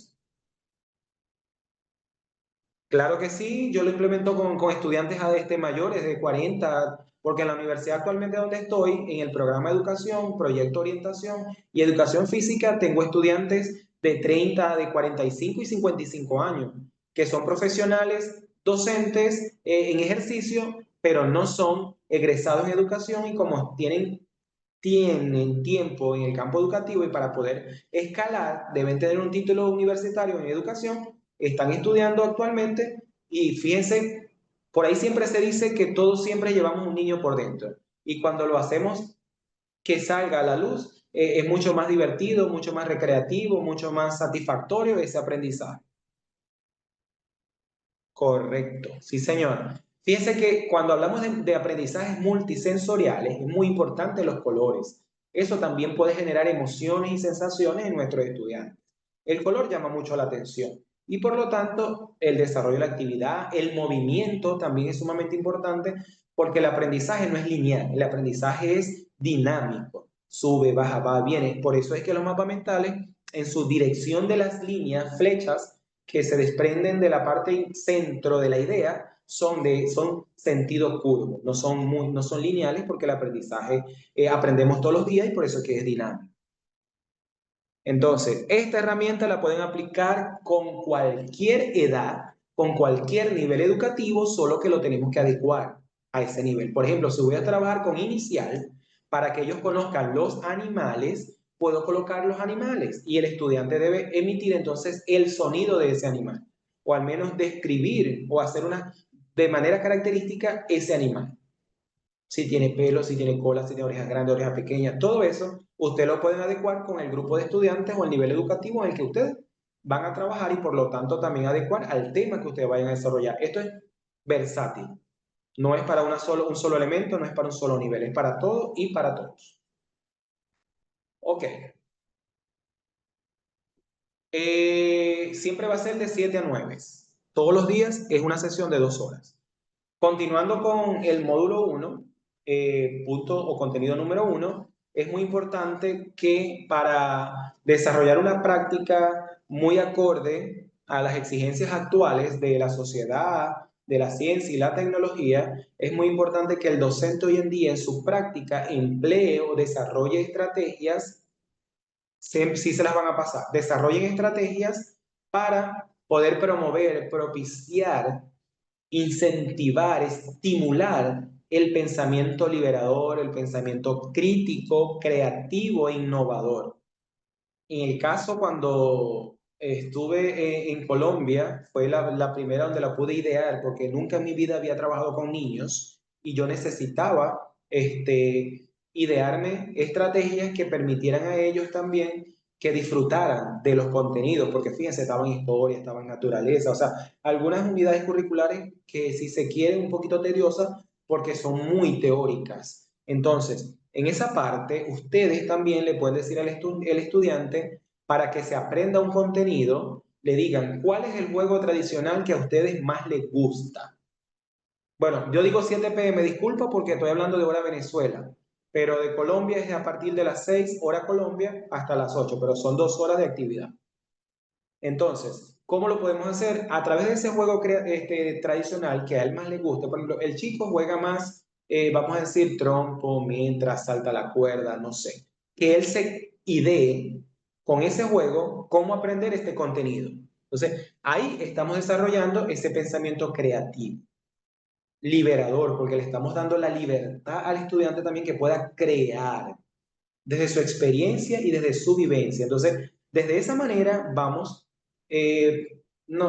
permitiendo que él pueda asumir responsabilidad y compromiso con su aprendizaje, porque estamos trayendo su realidad, su contexto a la institución, a la forma de aprendizaje.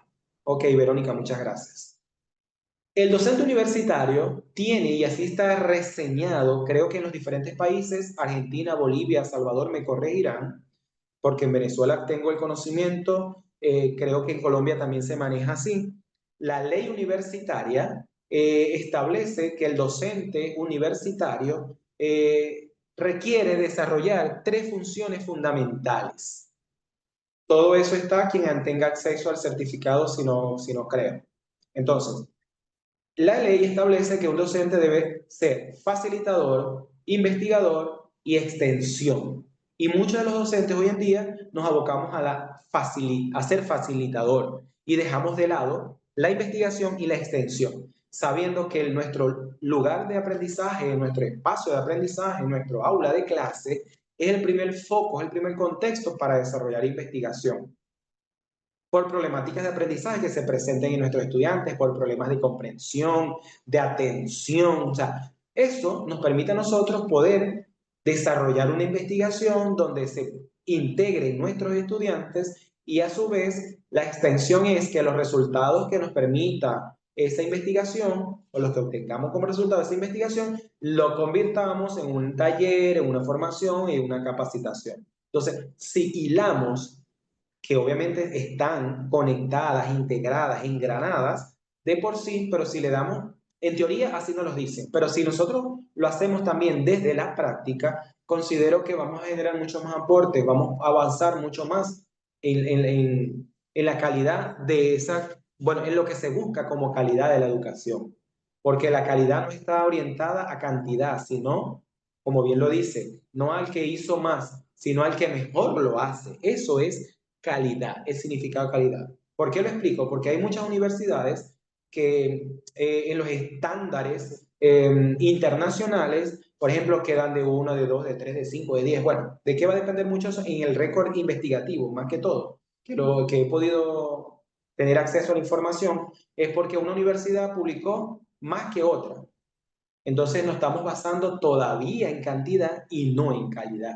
Entonces, ¿qué estamos haciendo? Estamos transformando en función a números, pero no estamos transformando en función a ese quehacer, a esa práctica. Entonces, estamos todavía fuera de contexto. Desde mi opinión y mi perspectiva, así lo veo. Por otro lado, las universidades requieren promover espacios académicos a través del debate o del diálogo. Es decir, que yo pueda integrar otra sección, que pueda integrar otro profesor, donde se puedan hacer esos compartires de saberes, esa integración de conocimiento, de la acción dialógica, comunicativa entre estudiantes, docentes, otros estudiantes, otros profesionales.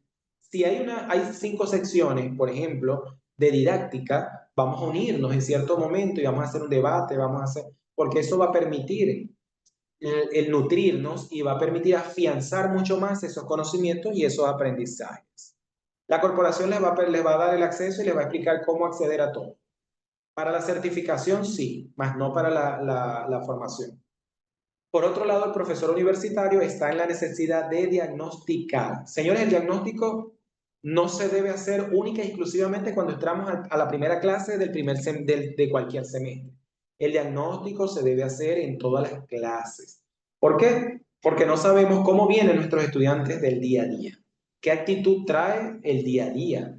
Entonces, como damos contenidos diferentes, damos unidades diferentes, siempre hay que hacer un diagnóstico iniciando nuestra clase. Y ese diagnóstico, una vez que ya pasamos a la segunda clase, debe venir acompañado con una retroalimentación, con un reforzamiento de lo que vimos el día de ayer, por si un estudiante no vino ayer, o no es solamente por eso, sino porque hay estudiantes que no comprendieron muy bien la información, entonces hay que reforzarlo, hay que retroalimentarlo, y también para ir hilando, integrando el contenido de ayer con el de hoy. Porque si bien es cierto, es una unidad curricular con 5 o 4 unidades temáticas. No quiere decir que al terminar la primera unidad temática ya no puedo hilar la segunda con la primera. Sí, hay que hacerlo. Si no se hace, estamos cometiendo errores allí. Correcto. Por otro lado, es interesante emplear estrategias de acompañamiento, asesoría, tutoría, formación y desarrollo. Cosas que no se están dando. El docente de metodología aún más porque hay un trabajo arduo en la investigación donde al estudiante, por lo que dije al principio, el docente le escondió la llave, le cerró la puerta, entonces al estudiante se le dificulta mucho el trabajo de investigación. Ustedes han escuchado el síndrome del TMT, ¿verdad? Yo creo que sí. Entonces, ¿quiénes son los culpables muchas veces de ese TMT? En cierta parte es el estudiante, bueno, porque tiene dificultades o limitaciones para comprender y aprender, pero el docente también tiene un grado de culpabilidad, vamos a decir, en su mayoría, porque no orienta de manera correcta al estudiante, sino que le dice, haz el planteamiento del problema, lee cualquier otra tesis que te permita orientarte, pero no le explica muy bien qué es un planteamiento del problema, cómo hacerlo, cuáles son los elementos que en un planteamiento tenemos tres aspectos fundamentales: macro, meso, micro.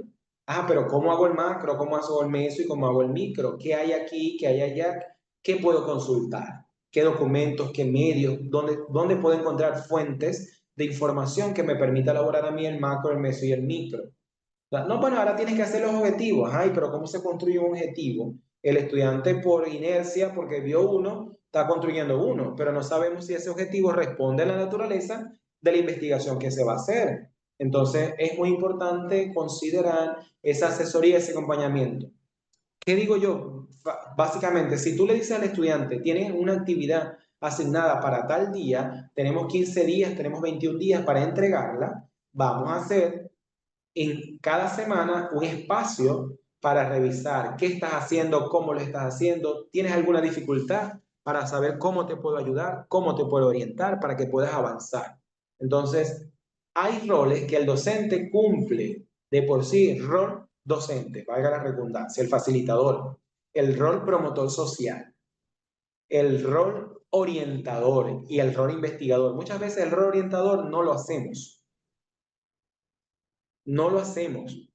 Entonces, eso hay que rescatar.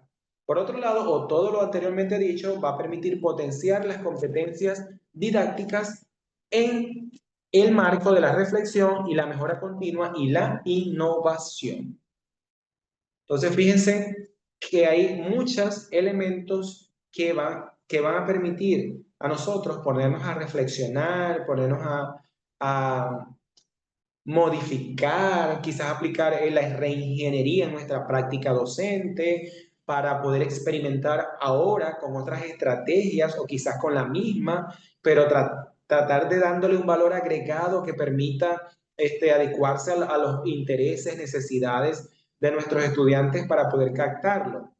Yo siempre digo, la educación es como una relación de pareja, no una pareja sentimental de esposo, esposo, novia, novia, no. Es una relación de pareja en el sentido de que se tienen que respetar, se tienen que valorar. Entonces, ese compartir entre todos es como también enamorar día a día o como una planta.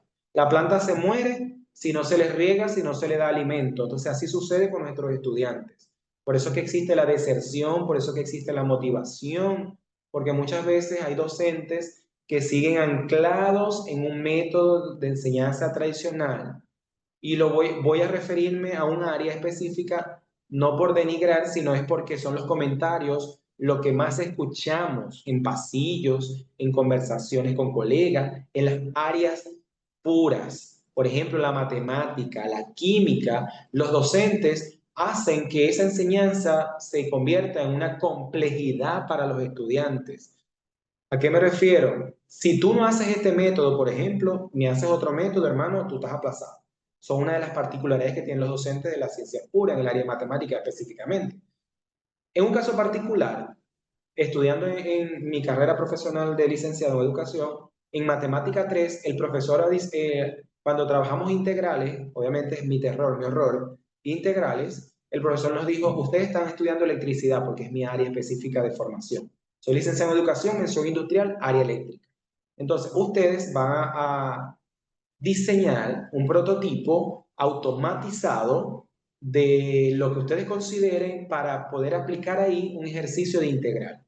Y fue como pude captar mucho más procedimientos y de las integrales en cierta parte, porque no es lo que me llamaba la atención, porque recuerden que muchas veces también los docentes, perdón, nosotros, las personas, captamos información que nos genera ese interés.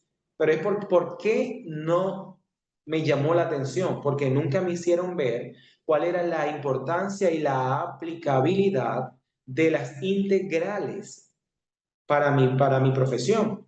Una vez quise entrar en el posgrado de automatización y control de procesos, y una de las preguntas era si yo sabía manejar los software que tenían que ver con la parte integral. No sabía, porque en el área de educación no manejamos eso, no nos dan nada de eso. Entonces fue un elemento fundamental para poderme excluir de ese posgrado, no podía hacer más nada. Entonces, avanzando, tenemos que los contextos universitarios como agentes de cambio social tienen el principal compromiso de formar formadores, sine qua non. ¿Cómo formarnos? Estudiantes pensantes, transformadores, creativos, críticos, participativos. Eso debe hacerse en todo momento y estimulando siempre la investigación, fomentando esta investigación para el descubrir nuevos conocimientos, nuevas formas, nuevos métodos. Recuérdense que cuando siempre descubrimos algo nuevo, nos genera mayor pasión, nos emociona mucho más y queremos seguir conociendo. Entonces, nos adentramos mucho más a la investigación. Por otro lado, el diálogo en los espacios abiertos permite la reflexión desde la autoevaluación de los contextos para develar las dificultades presentadas en la praxis educativa, lo que ya he venido trabajando, y es una parte que van a escuchar mucho en cada sesión porque es algo en lo que yo me centro para que se pueda hacer ese proceso de transformación significativo y verdadero en las universidades desde el punto de vista del conocimiento pedagógico, atendiendo a esto, a ese quehacer docente en la práctica profesional. Totalmente de acuerdo. En la empatía, eso es un elemento fundamental para que el estudiante pueda generar esa confianza con nosotros y poder participar de manera activa y tomar iniciativa también en la participación. Es muy importante que los docentes e investigadores faciliten ese conocimiento de manera significativa para que el aprendizaje pueda ser autónomo, cooperativo, solidario, despertando en ellos el espíritu crítico y reflexivo. ¿Cómo lo vamos a despertar? Crítico, reflexivo, dándole a estudiantes pequeños textos, pequeños párrafos. Hay un grupo en el que yo estoy inmerso, un canal de WhatsApp que se llama, si no recuerdo, Psicología y Filosofía Oscura, y ahí hay ciertas lecturas que vienen de una vez contrastadas o representadas con una imagen que permiten que el estudiante pueda analizar, pueda interpretar lo que la imagen como mensaje puede mostrar. Y yo, en cierta parte, lo que consideraba pertinente, porque di la unidad curricular de filosofía, de una vez la enviaba a ese grupo de mis estudiantes y para que ellos la pudieran leer previamente. Y cuando llegaba en clase, perdón, yo les preguntaba a ellos qué pudieron haber entendido, qué comprendieron, qué mensaje consideran que está emitiendo el escritor allí, porque todo texto, toda información lleva un mensaje implícito y está en nosotros descubrir lo que él busca con ese mensaje. Entonces, a partir de allí, yo empezaba a reforzar también lo que se pudiera decir y lo empezábamos a traer a nuestra colación de nuestra profesión y nuestra cotidianidad. Entonces, todo ello va a permitir crear o se va a hacer a través de esa creación e innovación del conocimiento, fomentando en ellos la labor investigativa a partir de su propio testimonio de trabajo. Ejemplo fácil. Vamos a decir, ¿qué es lo que hiciste en tu casa? ¿Qué problemas, para dónde ibas? ¿Qué problemas tuviste? Cómo lo piensas resolver? ¿Qué estrategia crees tú que vas a aplicar para que resolver ese problema? Y desde allí, el estudiante, sí señor, el estudiante de una vez va desarrollando esa capacidad de pensamiento crítico, reflexivo, entre otros. Y por último, optar por un pensamiento metacognitivo, estratégico e investigativo desde el concepto integral desarrollado a lo largo de su profesionalización. Entonces, si bien es cierto, para cerrar el día de hoy, por la particularidad que en la primera clase a ustedes se les suministra una información técnica administrativa, entonces, para tratar vamos a decir, de probar lo que anteriormente he venido evocando, porque todo lo que relacionamos como información antes de esta lámina, todo ello fue parte de mi experiencia propia. ¿Sí? Tienen elementos objetivos de la realidad, más no subjetivos, porque como ven en mi discurso, siempre digo, es mi opinión, mi experiencia, pero que puede tener elementos que consideren la adecuación, la modificación de ustedes a partir de su experiencia y de su contexto y de su área de conocimiento. Entonces, si bien es cierto, este autor en el 2001 establece criterios fundamentales para, vamos a decir, conceptualizar o de maneras de cómo concebir ese término formación de formadores. Entonces, el formador de formadores, entendido en primera instancia, es entendido como un agente de cambio, un facilitador de cambio o un asesor de cambio. Yo pregunto, ¿ustedes están formando a sus estudiantes para generar un cambio o para que simplemente repitan un patrón? ¿Se han puesto a pensar? ¿Se han hecho esa pregunta? ¿Se han cuestionado su forma de trabajar? Bueno, ahí se lo dejo. En este caso, el término se ocupa para hacer referencia a quienes realizan acciones relacionadas con la planificación, el desarrollo y la evaluación de la formación permanente de los docentes. Me refiero con esto. Muchas veces quienes ejecutan o diseñan formatos para evaluar el desempeño del docente está mucho más aunado a un número que a una cualidad. Entonces, la evaluación del docente está mucho más para saber cómo lo está haciendo, cómo lo puede mejorar, para aportarle a él elementos que puedan permitirle avanzar y crecer mucho más como profesional, no para decirle que tienes este número. Una evaluación, más que un número, no te define es tu forma de trabajar, tu desarrollo, tu desenvolvimiento. Entonces, esa planificación está muy aunada, no sé si ustedes lo han escuchado así, a lo que denominamos secuencia didáctica. Una secuencia didáctica está dada en tres momentos. Inicio, donde nos permitimos explorar, conocer, diagnosticar conocimientos, potencialidades, habilidades, quizás debilidades, porque todavía no nos hemos despegado de ese modelo tradicional. En el desarrollo es donde se da más el papel del docente, porque entra el docente más a ese desarrollo de la clase, con esa didáctica de la actividad, donde si tenemos una hora de clase, 2 horas de clase, hay que aplicar estrategias, como ya les dije, quizás multisensoriales, o lo que conocemos mucho como pausa activa. Una pausa activa es donde yo le digo al estudiante que se levanten, que se estiren, que los brazos hacia los lados, hacia arriba, que se estiren o quizás que se muevan o que caminen alrededor del salón, porque eso va a permitir que el estudiante se desestrese y no se sature de información. ¿Ok?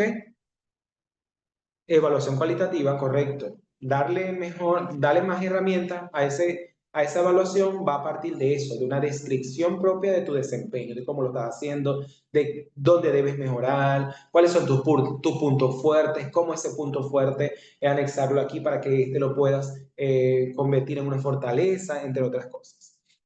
La segunda sección o consección está orientada al formador de formadores, entendido como aquellos profesionales que se dedican a organizar la formación ocupacional y la formación continua en ese contexto organización.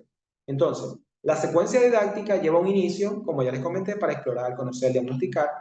El desarrollo, donde se trabaja entre la pedagogía y la didáctica, no es que no esté en el inicio ni en el desarrollo, ni en el cierre, perdón, sino que en el desarrollo es donde se fomenta mucho más porque es donde se va a promover la construcción de ese aprendizaje a través de ser ese facilitador de esos conocimientos.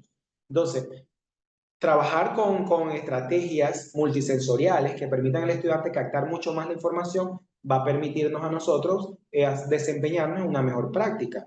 Pausa activa tiene que ver con aspectos, vamos a decir, de estiramiento, aspectos recreativos, divertidos, entre otros. Todo aquello que se nos ocurra a nosotros para tratar de que el estudiante volviera a animarlos. Porque a veces cuando le damos muchos contenidos, tienden como que a desviarse, a buscar el teléfono, a hablar con el compañero. Entonces, una pausa activa en cierto tiempo va a permitir volver a rescatar esa atención que ya habíamos captado al inicio.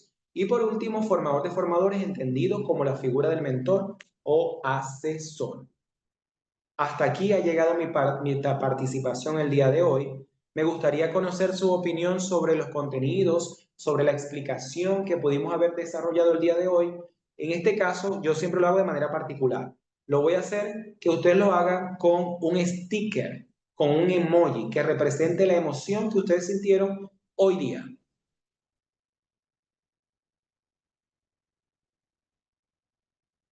Es a mitad de clase, correcto, pero lo podemos hacer en cualquier momento dependiendo cuando vemos que el estudiante se nos está perdiendo, se nos está yendo, ahí vamos a traerlo nuevamente acá. Interesante, ¿verdad que sí?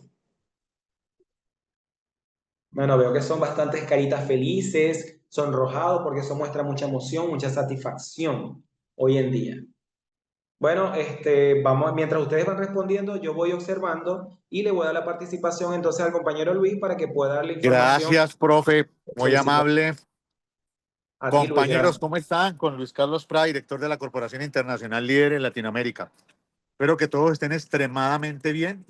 Bueno, esta diplomatura es una diplomatura en docencia universitaria con énfasis en metodología de la investigación y se les entrega también 2 cursos, uno de ellos que es en neurodidáctica, que es con el doctor Pablo Romero, Se les va a entregar también todo el material del doctor Pablo Romero para que lo vean. Ese es el material del doctor Pablo, si es en grabaciones. Con el doctor vamos a hacer la parte en vivo y viene con otro gran docente en la parte de inteligencia artificial, que es ChatGPT para docentes universitarios, para docentes que quieran aprender a manejar el ChatGPT. Ustedes en total van a recibir 3 certificados, uno de diplomatura y el otro de 2 cursos. Un curso en neurodidáctica que va por 80 horas y el de ChatGPT que va por 80 horas y el diplomado que va por 160 horas. Se les entrega material, talleres y todo el proceso. Antes de todo esto, si nos conocen la mayoría me pueden decir que si ya nos conocen, me dicen sí los conocemos para que me ayuden. ¿Sí nos conocen? Sí. ¿Ya conocen a la SIL? Los que ya no conozcan, por favor, colocan sí. Los que no coloquen, no, perdón, coloquen sí. Rosita, me regala las redes sociales que hay gente que no nos conoce. Entonces, la gente que no nos conoce, por favor, entren a las redes sociales. 4 millones de personas certificadas en 25 años. Somos la empresa de capacitación en línea ahorita que hemos generado, pues, un promedio al año estamos generando un promedio de 36.000, 40.000 diplomados, cursos en vivo. Para la SIL trabaja aproximadamente entre 300 a 400 docentes, generando conocimiento para todos, con el modelo que regalamos la capacitación y los que quieran certificarse, les hacemos como el proceso de certificación, ¿vale? Bueno, la mayoría ya nos conocen, gracias a Dios.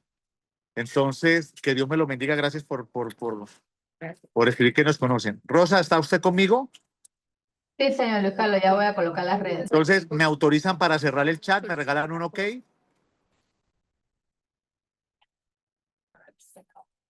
Listo, me autorizaron para cerrar el chat. Cerremos el chat. La certificación de docencia universitaria, si la quieren por la SIL, solo $30. Reciben la certificación de docencia universitaria por 160 horas. Reciben con validez y protegida por el Tratado de la Haya a nivel internacional. Y los 2 cursos, cada curso por 80 horas. Se les entregan material, talleres, todo el proceso de formación y un docente en vivo. En los cursos, los docentes ya son las grabaciones para que usted vea los cursos y se le certifica ese proceso. Listo, por solo $30. Si quiere certificar por universidad, lo pueden certificar por la Fundación Universitaria Tecnológica de Neiva. Tienen la misma validez con la corporación, lo que pasa es que hay gente que le gusta tener un certificado que diga por universidad. Les sale el diplomado en docencia universitaria con énfasis en metodología de la investigación y los 2 cursos sí salen a nombre de la SIL. ¿Listo? O sea, $30 por la corporación, $50 por universidad. Tomemos los 2 minutos. Las personas que no nos conocen, les agradezco que entren y conocen a la Corporación Internacional Líderes para que ustedes tengan una idea mucho más clara de lo que hacemos a nivel internacional. 2 minuticos nos tomamos. Las personas que se van a certificar, se certifican el plazo del pago de la certificación hasta el día sábado. Sí, ustedes pueden hacer el pago hasta el día sábado. Ya les voy a colocar el grupo oficial y los voy a dejar con Daniel, que es el encargado del proceso, que les va a hablar de la parte de seguridad. Usted sabe que trabajar de todos modos en redes sociales, más por los grupos de WhatsApp, pues la información a veces de sus teléfonos la puede coger cualquier otra persona. Entonces, para nosotros protegerlos, estamos haciendo un proceso que les va a servir a ustedes para proteger sus cuentas, ¿vale? ¿Listo? 30 segunditos. Rosa, me coloca el grupo oficial. Las personas que se van a certificar, quiero pedirles un favor muy, muy respetuosamente, no quiero que lo tomen a mal, pero sí me toca decirlo y es el acto de la responsabilidad. Si usted verdaderamente necesita certificarse porque usted es docente o quiere conseguir trabajo como docente de cátedra en cualquier institución o necesita la certificación, ingrese al grupo oficial. Ingrese al grupo oficial, ¿qué es eso? Si no, compañero, no lo haga. ¿Sabe por qué? es muy triste a veces llamar a personas, nos pasa mucho, mucho no, nos pasa a veces que uno llama a la persona, los de grupo oficial los llama el señor Daniel, pero yo nunca me metí ahí. ¿Quién me metió? Yo digo, uno tiene que ser, perdóneme, muy, muy irresponsable para que otra persona le maneje a usted sus, sus redes o sus vainas muy privadas. Entonces, hay gente que dice, no, es que yo no me acuerdo que estuve ahí. No se acuerda. Le dije, pero entonces, ¿quién estuvo con su teléfono ahí? Entonces, por favor, si usted lo va a hacer, le pedimos que ingrese muy respetuosamente. Se van a comunicar con ustedes. Se van a comunicar con ustedes. El señor Daniel le va a mandar el proceso. Es hasta el día sábado. $30 por la SIM. Ahí reciben los certificados. O $50 por universidad. Cuando me preguntan la validez, es igual a nivel Latinoamérica, tiene el mismo impacto, está protegido por el Tratado de la Haya. Para la parte privada, pues le sirve a todo el mundo para la parte privada y por la parte pública por el Tratado de la Haya. Hay países como Ecuador que a veces las instituciones públicas nos mandan a nosotros que les autentiquemos y apostillamiento. Entonces, las personas que necesiten autenticación y apostillamiento del evento, de la certificación de docencia universitaria, nos dicen, nosotros le decimos cómo es el costo. Para mandar a apostillar y autenticar, mínimo 50 personas. Cada vez que tenemos 50 personas para apostillamiento y autenticación, mandamos certificados, ¿vale? Les agradezco muchísimo. Ingresamos al grupo oficial, es tan amable. Si tienen preguntas, me pueden abrir el chat, es tan amable para irlas resolviendo lo más pronto posible para que entre Daniel.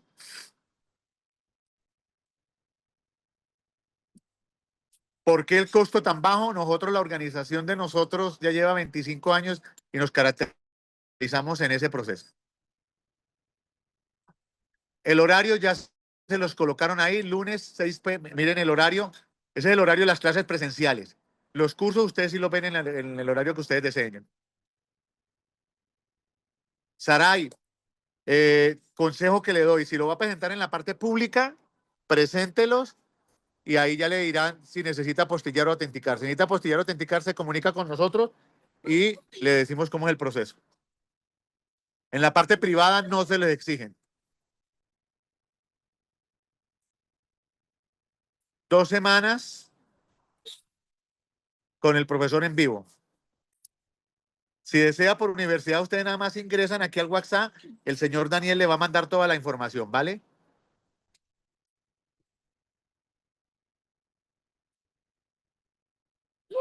No, regáleme un minutico. Regáleme.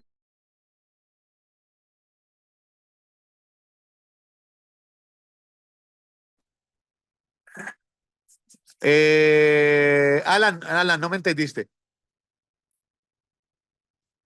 Para la parte privada tiene validez en cualquier parte del mundo la capacitación como diplomado en docencia universitaria. Para cualquier parte del mundo. Para la parte pública hay países que a veces le piden apostillar y autenticación. Sí, eso es algo adicional del proceso. Si te lo piden, pues usted nos llaman y nosotros les decimos cómo es el proceso. Correcto, Victorina. $30 la diplomatura y los 2 cursos. Por la SIL, solo $30. La diplomatura y los 2 cursos. Por universidad, $50 la diplomatura y le entregamos los 2 cursos por la SIL. No, si está en Colombia no debe apostillar. Mire, no se me confundan con es que no me gusta ni nombrar esa parte. Nadie tiene que apostillar y autenticar si no se lo pide una institución pública en su país. ¿Listo? La parte privada no te puede pedir apostillamiento de autenticación. La parte privada, ellos nos llaman y revisan y nosotros le damos la información si sí hizo o no hizo la certificación, ¿vale? ¿Se pueden ver las clases grabadas? Claro que se pueden ver las clases grabadas. A ustedes, que el doctor Pablo Romero, que va a estar con ustedes en grabaciones, es uno de los mejores docentes a nivel mundial que va a estar ustedes en neurodidáctica. Ya lo hablan con Daniel, ¿vale, Luz? Sí, en el grupo oficial. Ingresen al grupo oficial y nos comunicamos con ustedes. Entonces, Por favor, hoy mismo le empezamos a mandar todo el proceso y le vamos a colocar cuál es el teléfono que nos comunicamos, ¿vale? Para que ustedes lo tengan súper claro. Entonces, que Dios me los bendiga, Daniel. Lo dejo con el grupo, por favor. Daniel. Buenas noches, señor Luis Carlos, sí. Listo, Rosita, hágame el favor. Hasta luego. La parte de seguridad, por favor. Bueno, compañeros, muchísimas gracias, primero que nada, por haber estado en esta primera... Hola, Rosa, ¿me escuchas? Buenas noches. Sí. Bueno, ya está el ¿Cómo coordinador. están, compañeros? Buenas noches, compañeros. Un placer saludarles. Mi nombre es Daniel, coordinador de la Corporación Internacional Líderes. Yo voy a ser el encargado de brindarles toda la información del proceso, el paso a paso para que ustedes puedan hacer su inscripción y puedan hacer su registro si desean participar en todo el proceso. ¿Vale? Es muy importante, compañeros, que las personas que estén interesados en hacer el proceso se unan al grupo oficial para que ustedes reciban toda la información, ¿vale? Para que ustedes reciban todo el proceso, reciban el paso a paso de cómo hacer su inscripción, de recibir toda la información en general. Algo muy importante, compañeros, la corporación no realiza ningún tipo de llamadas para solicitarles código de validación, para solicitarles datos personales y para solicitarle algún tipo de documentación, ¿vale? Cada uno de ustedes como participantes van a ingresar al grupo, por ahí yo les voy a enviar toda la información de cómo pueden hacer su inscripción. Después de que cada uno de ustedes, compañeros, haga su aporte para la certificación, se les va a estar registrando en un formulario individual, particular de cada uno de ustedes, en el cual van a ingresar todos sus datos. Es muy importante, compañeros, que estén muy atentos a la información, porque el grupo se va a llenar todo el proceso, los métodos de pago a nivel internacional y nacional, para las personas que deseen hacer su inscripción y deseen participar en todo el proceso, ¿vale? Para las personas que estén a nivel Latinoamérica, que estén en Venezuela, que estén en Colombia, que estén en Chile, Paraguay, Uruguay, donde se encuentren, ustedes van a recibir toda la información para que puedan hacer su inscripción. Entonces es muy importante que se unan al grupo para que reciban toda la información del proceso, ¿vale? Entonces, agradecerles a todos por su participación, por unirse al proceso. Recuerden que la grabación del día de hoy se comparte el día de mañana. Las personas que opten por la certificación se les entrega las clases grabadas, se les entrega el material de estudio de todo el proceso y las grabaciones y el acompañamiento para que ustedes puedan disfrutar del doctor Pablo Romero, del doctor Henry y en todo el proceso como tal. Entonces, les invito a que se unan al grupo para que reciban todo el proceso de información, ¿vale?